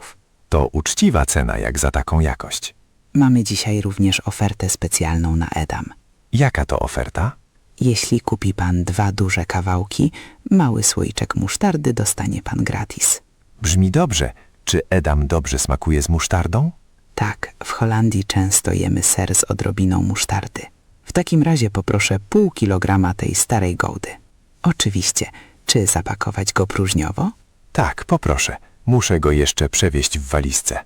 Nie ma problemu. Dzięki temu ser długo zachowa świeżość. Czy sprzedają państwo również noże do sera? Tak, tam dalej mamy mały wybór noży i terek do sera. Wezmę jeszcze tę tarkę stąd. Dobry wybór. Czy podać coś jeszcze? Nie, to wszystko na dzisiaj. Tu będzie razem 23 euro. Czy mogę zapłacić kartą? Tak, oczywiście. Proszę włożyć kartę do terminala. Oto mój PIN. Bardzo dziękuję. Proszę, oto pana ser i nowa tarka. Dziękuję bardzo za miłą pomoc. Cała przyjemność po mojej stronie. Życzę miłego pobytu w Holandii. Dziękuję, do widzenia. Do widzenia i smacznego. O nie, to nie może być prawda. Cześć, wszystko w porządku? Wyglądasz na kompletnie przerażoną. Nie, nic nie jest w porządku. Popełniłam ogromny błąd. Co się stało? Zrobiłaś sobie krzywdę? Nie, ale spójrz tylko na tę niszczarkę. Pracuje zupełnie normalnie. Niszczy papier. Tak, ale właśnie niszczy niewłaściwy papier. Ojej, czyżbyś włożyła tam jakiś ważny dokument? Tak, to był kontrakt dla klienta z Berlina. O rany, to był oryginał z podpisem? Nie, na szczęście to była tylko kopia do dokumentacji. To chyba nie jest aż tak źle, prawda? Jest, bo na tym arkusu zapisałam notatki od szefa. Ach, rozumiem. Miałaś te notatki tylko na tej jednej kartce? Tak, dyktował mi je dzisiaj rano, a ja je szybko zanotowałam. Możesz natychmiast zatrzymać niszczarkę? Już za późno. Patrz, wypadają z niej już tylko małe paseczki. To faktycznie irytujące. Pamiętasz, co były w tych notatkach? Tylko część. Chodziło o nowe ceny i terminy dostaw. Może będę mógł ci pomóc. Byłem przez chwilę przy tej rozmowie. Naprawdę? To byłoby cudowne. Pamiętasz, co mówił o terminie dostawy? Powiedział, że musimy dostarczyć towar najpóźniej do 15 marca. Zgadza się. Teraz już sobie przypominam. A co z rabatem? Chciał dać klientowi 5% zniżki, jeśli zamówią natychmiast. Dzięki, stary. Ratujesz mi życie. Zaraz to wszystko spiszę na nowo. Nie ma sprawy. Wszyscy powinniśmy bardziej uważać na to urządzenie. Tak, po prostu byłam myślami zupełnie gdzie indziej. Każdemu się zdarza. Może chcesz najpierw napić się kawy? To bardzo dobry pomysł. Potrzebuję chwili przerwy. Zapraszam. Idziemy do kuchni? Tak, chętnie. Muszę trochę ochłonąć. Nie martw się już. Szef się nie zorientuje. Mam nadzieję. Po prostu wydrukuję ten kontrakt jeszcze raz. Dokładnie, a potem połóż go z daleka od niszczarki. Zdecydowanie tak zrobię. Od teraz będę bardziej uważać. Chodź, kawa gotowa. Z dużą ilością mleka i cukru? Tak, poproszę. Taką lubię najbardziej. Proszę, oto twoja kawa. Głowa do góry. To tylko papier. Dzięki. Jesteś naprawdę świetnym kolegą. Polecam się na przyszłość. Od tego są koledzy z pracy. Już mi znacznie lepiej. Przepraszam, czy to miejsce obok pani jest wolne? Tak, jest wolne. Proszę, niech pan siada. Bardzo dziękuję. Straszny dzisiaj tłok w tym pociągu. To prawda. Prawie wszystkie miejsca są zajęte. Pani też podróżuje aż do Polski? Tak, jadę do Przemyśla i tam się przesiadam. Ja też jadę do Przemyśla. Dokąd pani się wybiera później? Moim celem jest Kraków. Odwiedzam tam moją siostrę. O, Kraków to przepiękne miasto. Był pan tam już kiedyś? Tak, w zeszłym roku w lecie. Stare miasto bardzo mi się podobało. Miło mi to słyszeć. A jaki jest pana cel podróży? Jadę dalej do Berlina. Pracuję tam jako inżynier. To daleka droga. Ile w sumie trwa ta podróż? Jeśli wszystko pójdzie dobrze, będę na miejscu za około 15 godzin. To męczące. Ma pan ze sobą wystarczająco wody i jedzenia? Tak, spakowałem kilka kanapek i jabłka. Może ma pan ochotę na ciastko? Mam całe opakowanie. To bardzo miłe, dziękuję. Wyglądają pysznie. Proszę się częstować. Często podróżuję na tej trasie. Mieszka pani w Kijowie czy w Polsce? Mieszkam w Kijowie, ale moja rodzina jest rozproszona po całej Europie. Rozumiem. To ważne, żeby często widywać się z rodziną. Tak, szczególnie w tych czasach. A czym dokładnie zajmuje się pan w Berlinie? Pracuję nad projektem dotyczącym energii odnawialnej. To brzmi jak bardzo interesująca i ważna praca. Tak, sprawia mi to dużo radości, ale wiąże się też z ciągłymi wyjazdami. Mówi pan dobrze po polsku czy po niemiecku? Mój niemiecki jest całkiem niezły, ale polski uważam za bardzo trudny. Polski rzeczywiście nie należy do najłatwiejszych języków. Ale ludzie w Polsce są zawsze bardzo pomocni. Też tak uważam. Ma pan w Berlinie własne mieszkanie? Tak, mieszkam tam w niewielkim mieszkaniu w centrum. To praktyczne. Szybko można się dostać do pracy. Dokładnie. A pani? Czym zajmuje się pani w Kijowie? Jestem nauczycielką matematyki w szkole. Matematyka to był zawsze mój ulubiony przedmiot w szkole. Rzadko się to słyszy. Wielu uczniów uważa matematykę za trudną. Lubię logikę i jasne zasady. W takim razie pana zawód inżyniera to strzał w dziesiątkę. Też tak myślę. Niech pani spojrzy. Właśnie przejeżdżamy przez granicę. O tak, teraz już niedaleko do stacji. Będę musiał szybko znaleźć swój pociąg przesiadkowy. Nie ma obaw. Dworzec w Przemyślu nie jest taki duży. Dziękuję za miłą rozmowę. Czas minął mi błyskawicznie. Mnie również. Życzę panu bezpiecznej podróży do Berlina. Dziękuję i pani również życzę miłego czasu z siostrą w Krakowie. Bardzo dziękuję. Wszystkiego dobrego. Do widzenia. Do widzenia. Cześć! Spójrz tylko. Ten targ jest naprawdę ogromny. Tak, jest tu tyle ciekawych rzeczy. Szukam dzisiaj starych płyt winylowych. Lubisz muzykę z lat 60.? Tak, uwielbiam brzmienie starego winylu. Tam dalej jest stoisko z mnóstwem płyt. O, masz rację. Chodźmy tam. Ja wolałabym poszukać jakichś ubrań. Popatrz na tę niebieską sukienkę tam z tyłu. Wygląda naprawdę bardzo ładnie i klasycznie. Czy to sukienka vintage? Tak, myślę, że pochodzi z lat 80. Ten kolor na pewno będzie ci bardzo pasował. Zaraz ją przymierzę. A ja znalazłem płytę Beatlesów. Ile kosztuje ta płyta? Sprzedawca mówi, że kosztuje 10 euro. To bardzo tanio jak za taki unikat. Też tak myślę. Kupuję ją natychmiast. Moja sukienka kosztuje 15 euro. To też świetna cena. Materiał jest bardzo miękki, a jakość świetna. Amsterdam ma naprawdę najlepsze pchle targi. Tak, zawsze można tu znaleźć jakiś skarb. Masz ochotę napić się później kawy? Bardzo chętnie, to świetny pomysł. Możemy usiąść gdzieś nad kanałem. Pogoda też jest dzisiaj do tego idealna. Bardzo się cieszę z tego winylu. A ja jestem zachwycona moją nową sukienką. To był bardzo udany dzień. Absolutnie. Musimy tu niedługo wrócić. Następnym razem poszukamy starych książek. Umowa stoi. Tak zrobimy. Przepraszam, spójrz tam pod ławkę. Ojej, to przecież mały piesek. Wygląda na bardzo smutnego i samotnego. Gdzie jest jego właściciel? Nie widzę nikogo w całym parku. Chodź tutaj, piesku. Nie bój się. Ma na sobie ładną obrożę. Może jest tam jakieś imię albo numer telefonu. Czekaj, sprawdzę to bardzo ostrożnie. Czy jesteś w stanie coś odczytać z tej zawieszki? Tak, jest tutaj numer telefonu. Super. Masz przy sobie komórkę? Tak, mam ją w torebce. Najlepiej zadzwoń tam od razu. Mam nadzieję, że ktoś odbierze. Ten pies jest naprawdę bardzo słodki i grzeczny. Halo? Dzień dobry. Czy zgubili państwo psa? Co mówi ta osoba przez telefon? Jakaś pani płacze ze szczęścia. To jej pies. Jak ten piesek się wabi? Ma na imię Burek. Burek. Popatrz, jak merda ogonem.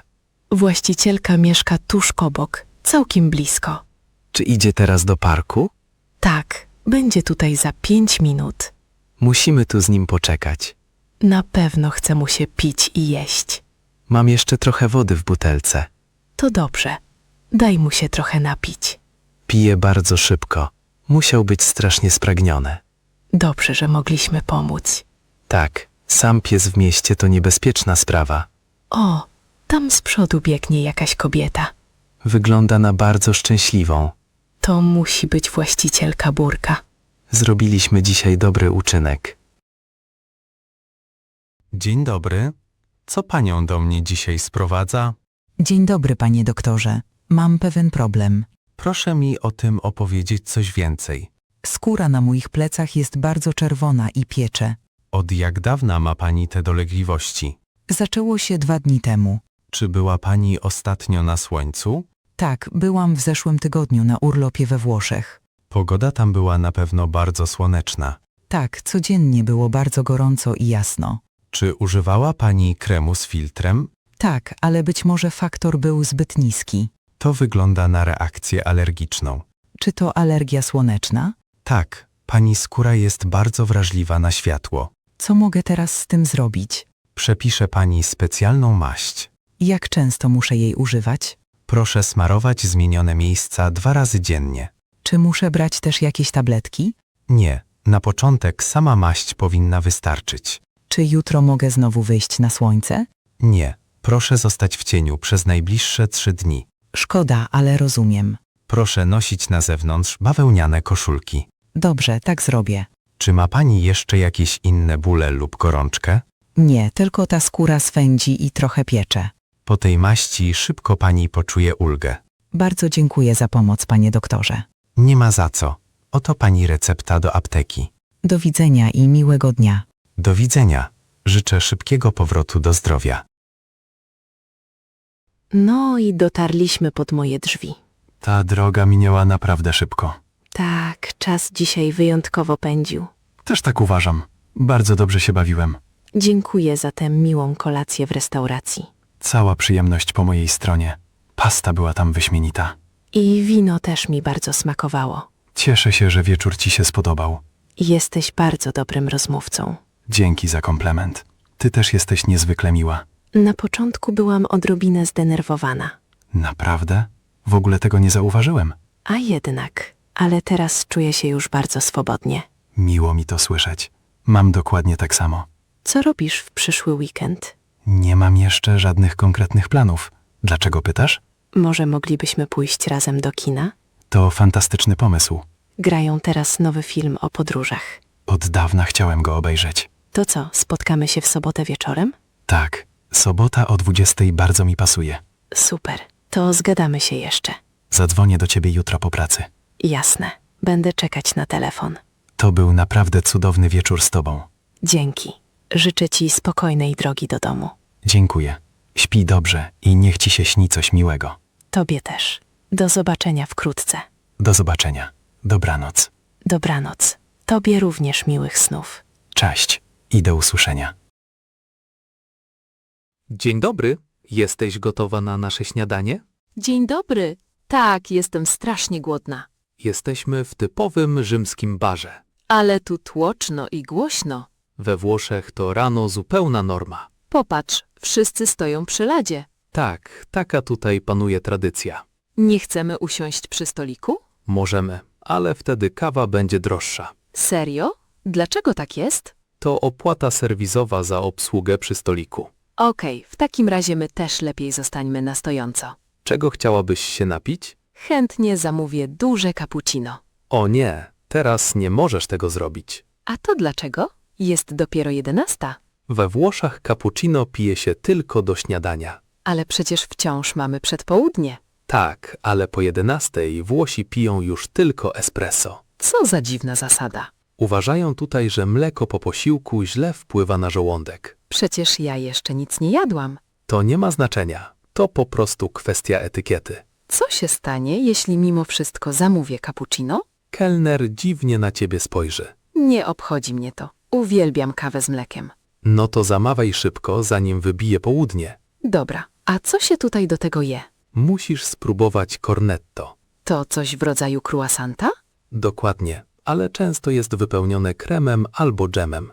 Brzmi pysznie i słodko. To idealne śniadanie na dzień w Rzymie. Wezmę cornetto z kremem waniliowym. Świetny wybór. Ja wezmę z czekoladą. I ty naprawdę pijesz tylko małe espresso? Tak, krótkie, mocne espresso. Ja bym się tym nie dobudziła. Uwierz mi, włoska kawa ma kopa. Zostaję przy moim cappuccino. Tradycja tradycją. Jesteś po prostu prawdziwą turystką. Dokładnie. I zamierzam cieszyć się urlopem. W takim razie zapłacimy teraz przy kasie. Nie płaci się tutaj u kelnera? Nie, najpierw płacisz w kasie i dostajesz paragon. I z tym paragonem idę do lady? Zgadza się. Tak to działa we włoskim barze. Znowu nauczyłam się czegoś nowego. Włochy mają mnóstwo takich małych zasad na co dzień. Ale kawa pachnie fantastycznie. To prawda. Ten zapach unosi się w całym mieście. Już nie mogę się doczekać mojego pierwszego rzymskiego śniadania. Don't forget to use our website langfad.xyz, where you can get essential words and phrases, an Anki deck, and a PDF file based on this lesson. The link is in the video description. Dzień dobry. Chciałabym wypożyczyć rower. Dzień dobry. To znakomity pomysł na zwiedzanie naszego miasta. Słyszałam, że Utrecht to raj dla rowerzystów. Tak, mamy tutaj więcej rowerów niż samochodów. Jaki rower może mi pan polecić? Ten żółty tutaj jest bardzo stabilny i wygodny. Wygląda dobrze. Ile kosztuje wynajem na dobę? Kosztuje 15 euro za 24 godziny. To uczciwa cena. O czym muszę pamiętać? Bardzo ważne są zapięcia. Widzę 2 różne zapięcia przy rowerze. Dokładnie. Musisz zawsze używać obu. Dlaczego potrzebuję 2 zapięć? Niestety, rowery są tutaj często kradzione. O, nie wiedziałam. Jak one działają? Pierwsza blokada jest zamontowana na stałe przy tylnym kole. A druga to długi łańcuch, zgadza się? Tak, tym łańcuchem musisz przypiąć rower do czegoś trwałego. Czyli do słupka albo metalowego płotu? Właśnie tak. Dzięki temu nikt nie odniesie roweru na rękach. Gdzie w mieście wolno mi parkować? Proszę parkować wyłącznie w wyznaczonych strefach. Co się stanie, jeśli zostawię go gdziekolwiek? Wtedy policja może odholować rower. To byłoby dla mnie bardzo kosztowne. Tak, opłata za odebranie roweru jest wysoka. Czy są tutaj też parkingi wielopoziomowe dla rowerów? Tak, przy dworcu mamy największy parking rowerowy na świecie. Koniecznie muszę to zobaczyć. Robi ogromne wrażenie. Stoją tam tysiące rowerów. Czy podczas jazdy muszę mieć kask? Nie, w Holandii prawie nikt nie jeździ w kasku. Czy to nie jest niebezpieczne w ruchu ulicznym? Wszędzie mamy osobne ścieżki przeznaczone tylko dla rowerów. To świetnie. Rowerzyści mogą czuć się bezpiecznie. Tak, kierowcy samochodów też bardzo tutaj na nas uważają. Czy istnieją specjalne zasady sygnalizacji skrętu? Gdy chcesz skręcić, musisz wyciągnąć rękę w odpowiednią stronę. Czyli tak jak kierunkowskaz w samochodzie. Dokładnie. Dzięki temu ludzie za tobą wiedzą, co planują. Czy mogę jeździć rowerem również w nocy? Oczywiście, ale twoje światła muszą być sprawne. Ten rower ma przednie i tylne światło. Bardzo dobrze. Policja często to kontroluje po zmroku. Jestem gotowa na moją wycieczkę po Utrechcie. Oto twój kluczyk i mapa miasta. Bardzo dziękuję za wszystkie pomocne wskazówki. Miłej zabawy i uważaj na siebie na mostach. Dzięki, będę uważać. Do widzenia. Cześć i szerokiej drogi. Serdecznie witamy w Lwowie, na zachodzie Ukrainy. Dziękuję. To miasto wygląda tak wiekowo i przepięknie. Chciałbym Ci teraz pokazać pewne wyjątkowe miejsce. Gdzie idziemy? Stoimy przed zwyczajną kamienicą. Zejdziemy teraz głęboko pod ziemię. To jakaś piwnica czy muzeum? To słynna lwowska kopalnia kawy. Kopalnia? Przecież kawy nie wydobywa się z ziemi. Tutaj, w Lwowie, mówimy, że kawa to minerał. To tylko taka zabawna legenda, prawda? Chodź do środka, to sama zobaczysz. Ale tu ciemno i pachnie wilgotną ziemią. Proszę, załóż ten żółty kask ochronny. Po co mi kask w kawiarni? Ponieważ sufity są tutaj bardzo niskie. O, rozumiem. Wszystko jest z kamienia i metalu. Spójrz tam, widać szyny i małe wagoniki. To naprawdę wygląda jak w kopalni węgla. Ale w wagonikach leży świeża, zielona kawa. Panuje tu niesamowita atmosfera. Chcemy usiąść przy tamtym małym stoliku? Chętnie. Świece dodają temu miejscu przytulności. Koniecznie musisz zamówić kawę flambirowaną. Co to znaczy? Kawa będzie podpalona? Tak, kelner przyjdzie do nas z palnikiem gazowym. Czy to nie jest niebezpieczne tutaj na dole? Nie, to profesjonaliści. Cukier na kawie się skarmelizuje. Brzmi jak prawdziwy spektakl.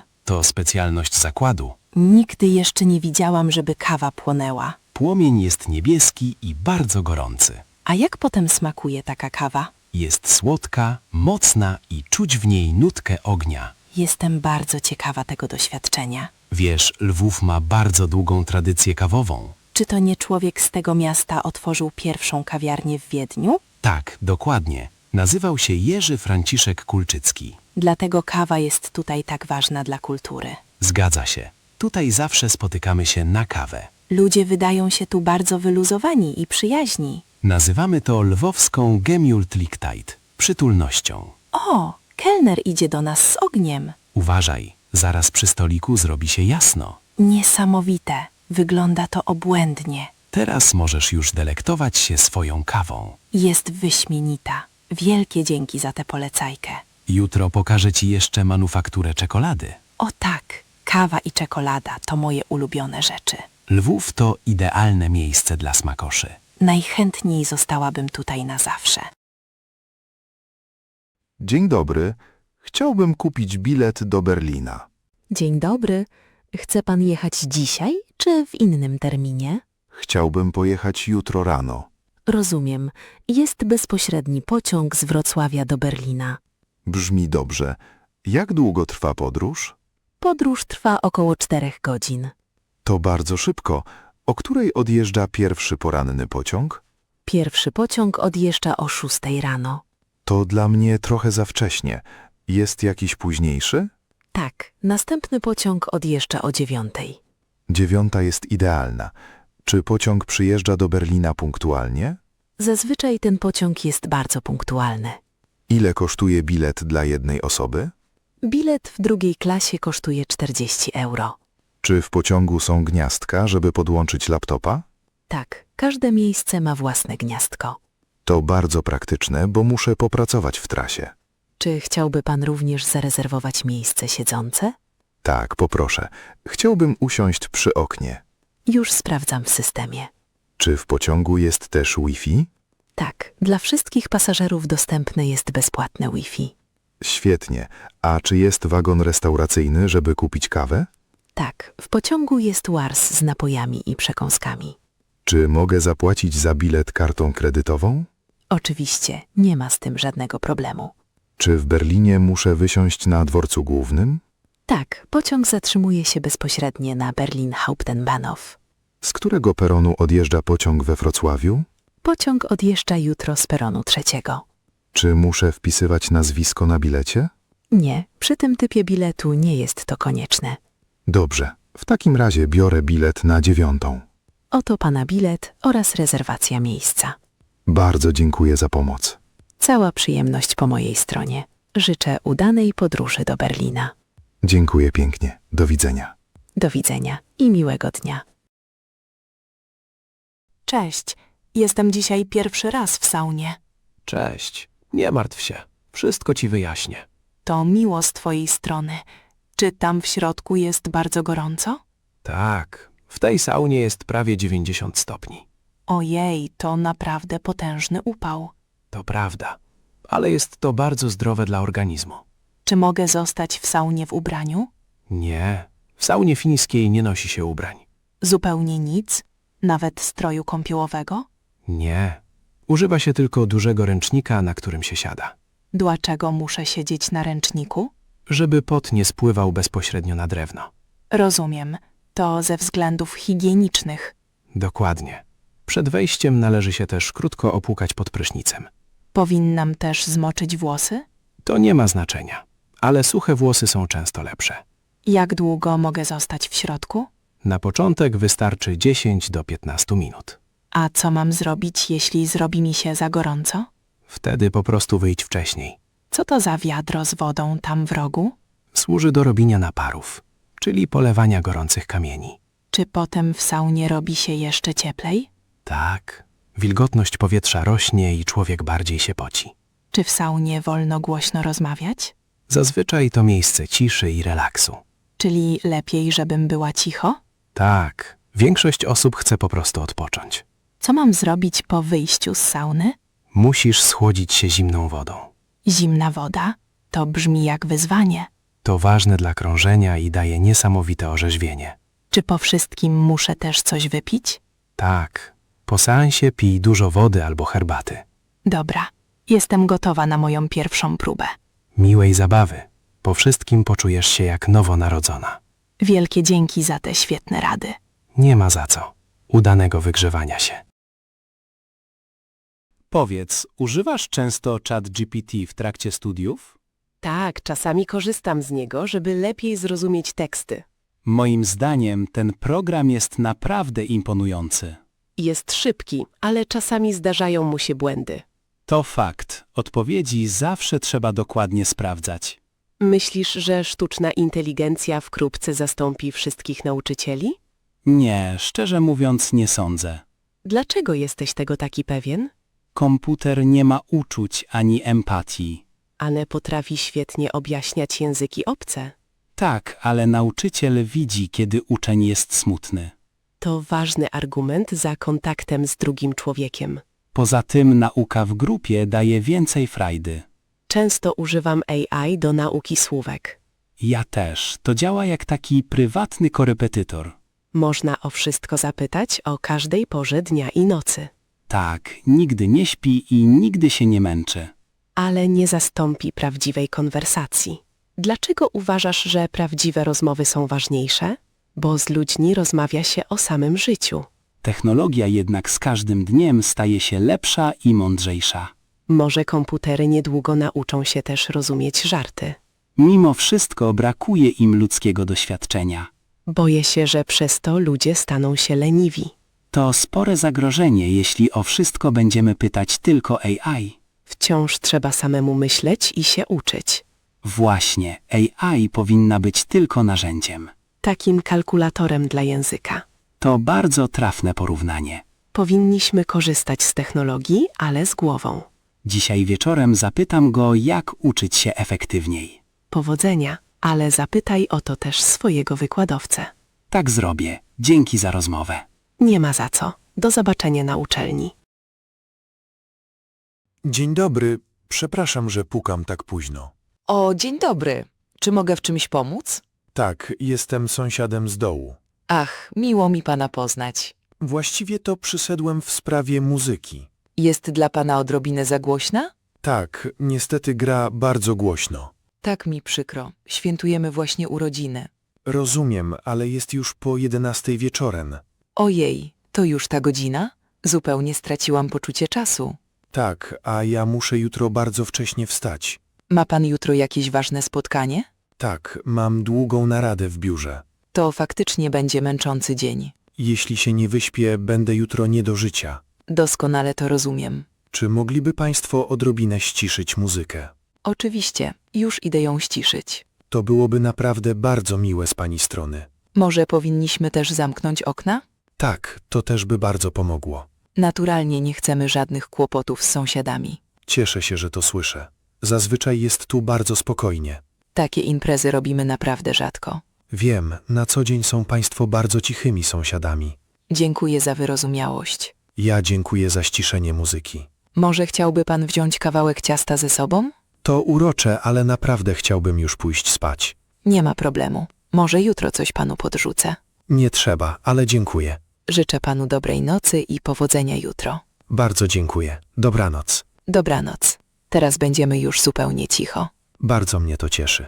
Do zobaczenia na klatce schodowej. Do zobaczenia. Cześć. Dzień dobry, ale tutaj fantastycznie pachnie. Dzień dobry. To moje świeże stroopwafle.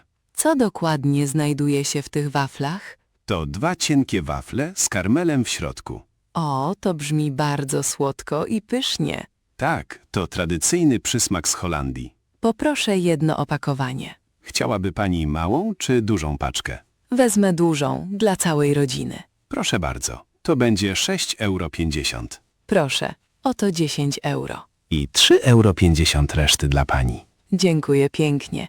Czy ludzie jedzą je tutaj tak po prostu? Istnieje specjalny trik na to, jak je jeść. Naprawdę? Proszę mi o tym opowiedzieć. Najpierw parzy się filiżankę gorącej herbaty lub kawy. Dobrze, i tak robię to każdego popołudnia. Potem kładzie się wafelek na wierzchu filiżanki. Tak jakby to była przykrywka do kubka? Dokładnie. Dzięki temu napój dłużej pozostaje ciepły. A co się dzieje z waflem? Pod wpływem pary karmel szczapku staje się miękki. To świetny pomysł. Tak, po kilku minutach wafel jest po prostu idealny. Muszę długo czekać? Nie, wystarczą 2 lub 3 minuty. Wtedy pewnie smakuje o wiele lepiej. Tak, to tradycyjny sposób podawania. Czy mogę też podgrzać te wafle w piekarniku? Można, ale ten sposób na filiżance jest lepszy. Wypróbuję to dzisiaj od razu po powrocie. Proszę mi dać znać przy następnej okazji, jak smakowało. Zrobię to z wielką chęcią. Miłego delektowania się. Dziękuję bardzo. Miłego dnia. Dziękuję, nawzajem. Do widzenia. Spójrz, Anna. Wszystkie drzewa są różowe. Niesamowite. Wygląda to przepięknie. Witaj w Użhorodzie w czasie kwitnienia sakury. Nie wiedziałam, że jest tutaj aż tyle wiśniowych drzew. Tak, miasto słynie z tego wiosną. Czuję się tutaj niemal jak w bajce. Chcesz, żebyśmy zrobili sobie tutaj zdjęcie? Tak, poproszę. Stanę pod tym drzewem. Czekaj chwilę. Światło jest tutaj idealne. Zrobiłeś już to zdjęcie? Tak, wyglądasz świetnie na tle tych różowych kwiatów. Pokaż. O tak, to naprawdę ładne ujęcie. Potem możemy zrobić więcej zdjęć na Starówce. Czy tam jest jeszcze więcej tych drzew? Tak, prawie każda ulica ma tutaj swoje sakury. Dlaczego one kwitną właśnie teraz? Jest koniec kwietnia, to najlepszy czas. Mamy szczęście do pogody, prawda? Tak, świeci słońce i jest bardzo ciepło. Widzę tutaj mnóstwo turystów. Wszyscy chcą zobaczyć sakury, zanim przekwitną. Jak długo trwa okres kwitnienia? Zazwyczaj tylko 2 tygodnie. Czyli trafiliśmy w idealny moment. Tak, cieszę się, że tu dzisiaj jesteśmy. Chcemy się teraz trochę przejść? Jasne, możemy przejść się w stronę rzeki. Czy tam też jest tak ładnie? Tak, jest tam bardzo długa aleja. Chcę zobaczyć całe miasto. Mamy na to cały dzień. Potem możemy wstąpić do jakiejś kawiarni. Dobry pomysł. Mają tu bardzo dobrą kawę. Bardzo się cieszę z tej wycieczki. Ja też. Chodź, idziemy dalej. Zrobię tylko szybko filmik dla mamy. Pewnie, na pewno będzie zachwycona. Lukas, wybrałeś już trasę na jutro? Tak, pomyślałem, że przejdziemy się do Morskiego Oka. To słynne jezioro niedaleko Zakopanego, prawda? Dokładnie. To jedno z najpiękniejszych miejsc w Tatrach. Jak długo idzie się tam na piechotę? Potrzebujemy około 2 godzin w jedną stronę. Czy szlak jest stromy, czy raczej płaski? Droga jest w większości asfaltowa i niezbyt trudna, To dobrze, bo nie jestem profesjonalną taterniczką. ale i tak musimy zadbać o nasz sprzęt. Mam ze sobą moje nowe buty trekkingowe. Są wygodne czy trochę uciskają? Trochę już je rozchodziłam w domu. To ważne, inaczej szybko dorobisz się pęcharzy. Spakuję też plastry do plecaka, tak na wszelki wypadek. Bardzo rozsądnie. Masz też kurtkę przeciwdeszczową? Tak, moja kurtka jest lekka i nieprzemakalna. W górach pogoda potrafi zmienić się w mgnieniu oka. Co powinniśmy zabrać do jedzenia? Ja biorę chleb, ser i kilka jabłek. Ja mogę kupić parę batonów proteinowych i orzechy. No i potrzebujemy sporo wody do picia. Wezmę 2 duże butelki. Chcemy pojechać do Parku Narodowego autobusem? Tak, to prostsze niż szukanie miejsca dla auta. Busy odjeżdżają z centrum co 10 minut. O której chcemy jutro wyruszyć? Najlepiej już o 7 rano. Ale to strasznie wcześnie, jak na weekend. Wiem, ale dzięki temu unikniemy tłumów. Masz rację, nie lubię przeciskać się przez masę ludzi. Widok na góry o poranku jest po prostu fantastyczny. Już się nie mogę doczekać tego świeżego powietrza. Mam nadzieję, że uda nam się zobaczyć jakieś zwierzęta. To byłoby super. Podłączę jeszcze aparat do ładowania. Świetnie. W takim razie jesteśmy gotowi na przygodę. Kładę się już spać, żeby jutro mieć siłę. Dobry pomysł. Do zobaczenia rano. Do jutra. Śpi dobrze.